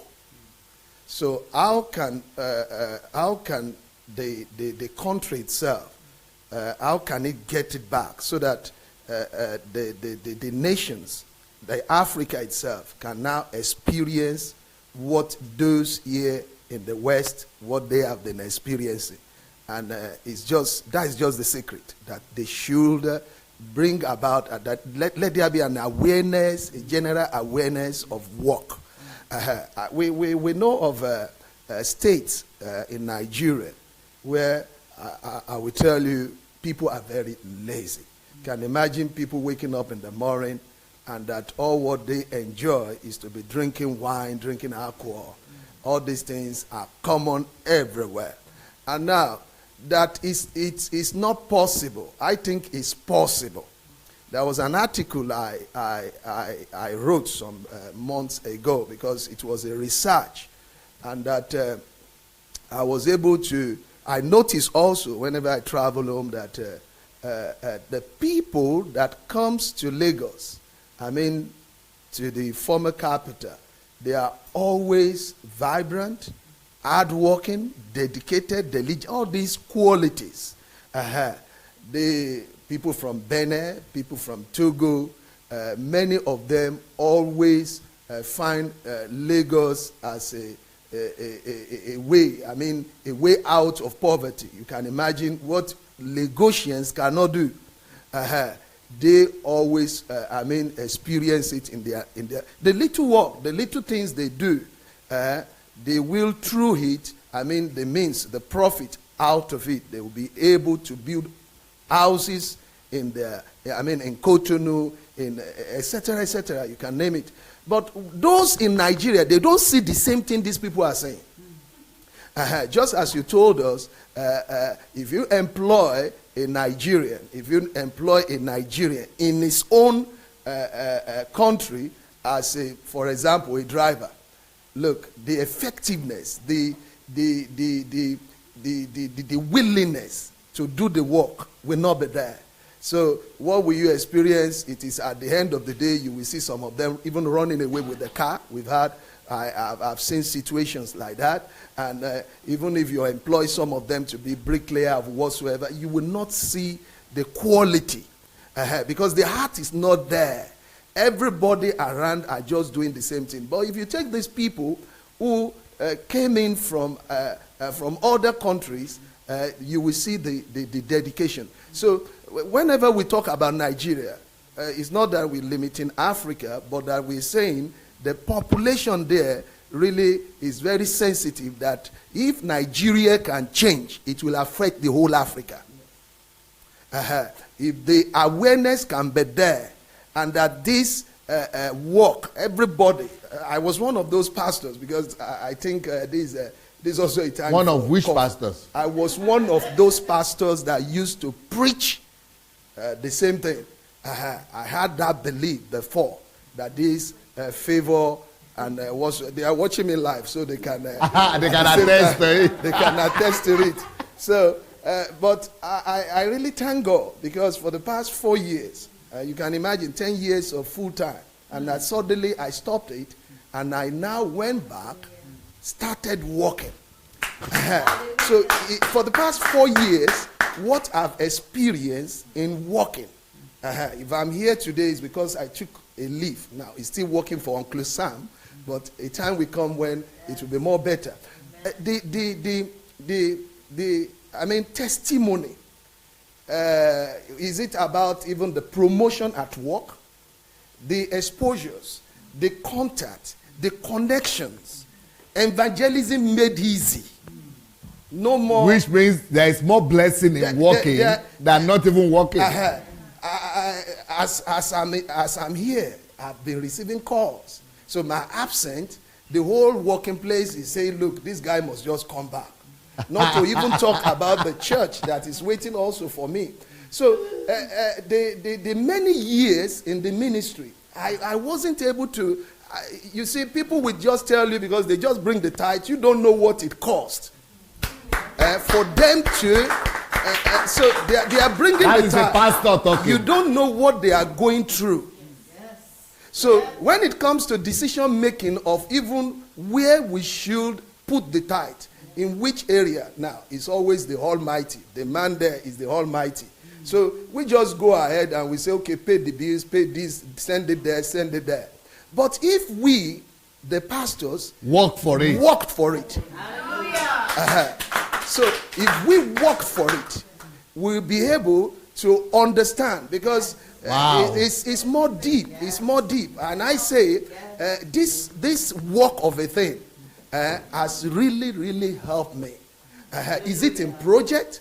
The very first year I started working, the very first year, I'm talking about 4 years ago, I took the whole family to Nigeria for the first time. Since 23 years that I had everybody to Nigeria. That is true work. And whenever I want to start a project, even the idea, and I want to tell the church, the people that, look, I'm coming in with an idea, we want to do one or two things. Sama, before I come up with that, I have the money in my pocket. So I'm just saying it to inform them. To inform them. So if anybody wants to join, no problem. Now, to end it, it was 4 months ago, this early this year. Because the tithing of a thing has always been based, the secret of it has always been through the Malachi of a thing. So I have to stop it. It wasn't, if it were to be the full-time days. If it were to be I will really count the cost. I will count the cost. I will count all what will how will I pay the bills? How would I pay the church building? Name it, all things. But I was able to boldly stop them because I need to stop that tithe. I really need to stop it. Not because tithing also is not good, but when people tithe as a result of fear, and that it has been inculcated in their spirit that there is one devourer coming, that they will die, etc., sir, you will collect their tithe. And still there will be no testimony. Why? The source, the reason, the root of that tithe is not willingly. It's not as a result of revelation. It's not as a result of the love. God gave his only begotten son. It's because he loved the world. That was the secret. There was no secret agenda. There wasn't any devourer chasing God. No manipulation. No manipulation. So all this while, the setting where I was before I started what I'm doing today, some of them who are with me today came from that setting. And this tithing of a thing has always been like that. So whenever we call for tithe, you can see people running to the toilet. The little that will be in the house, you can see them, they are checking. I see, sir, when I stopped it and I said no more, people who have been, absent, who we've not been seeing, started coming back. No. Are you serious? After I was exposed to Pastor.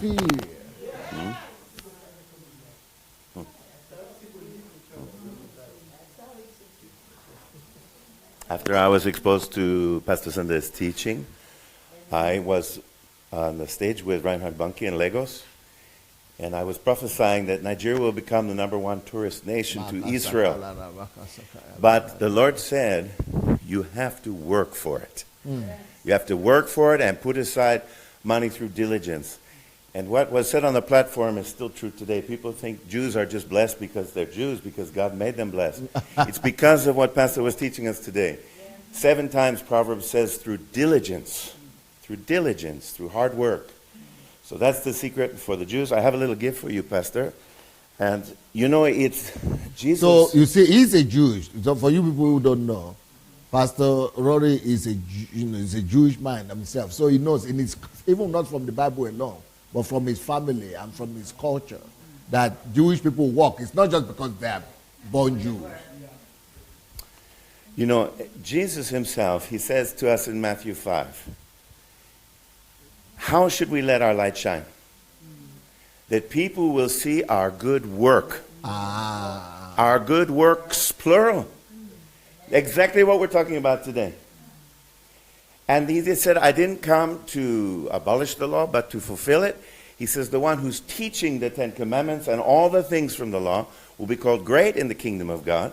And the one who teaches against it will be called least. And I don't know if you've seen this before, the tzitzit. But this is written in Numbers 15:37. The Holy Spirit says, the Lord, the Holy Spirit says, You shall wear these things. Now, this is not the basis of salvation. That's only in the cross. But you shall wear these things that you not walk in the lust of your own flesh. But all your work you do according to the will of God. So I have a little gift for Pastor from Israel. And, you know, if you don't have these tzitzit, these fringes on the edges of your clothing, this is how prayer shawls were started. So that if you don't have it on your clothing, you could anyway put the prayer shawl on around you, and then you have the four corners. You have the obedience to have the fringes. And every time you look at the fringes, it's to think, not to go of working in your own ways, or walking in your own ways, but to do the will of God with everything. So thank you, sir. We didn't know that. Yeah. Thank you for explaining that, because I've seen a lot of people wear this, and I even see Christians wear it and pray. But I'm not sure all of them know. Yeah. Thank you, sir. So anybody wants to say anything? Oh, it's time? It's time. Okay. So, yeah, thank you so much.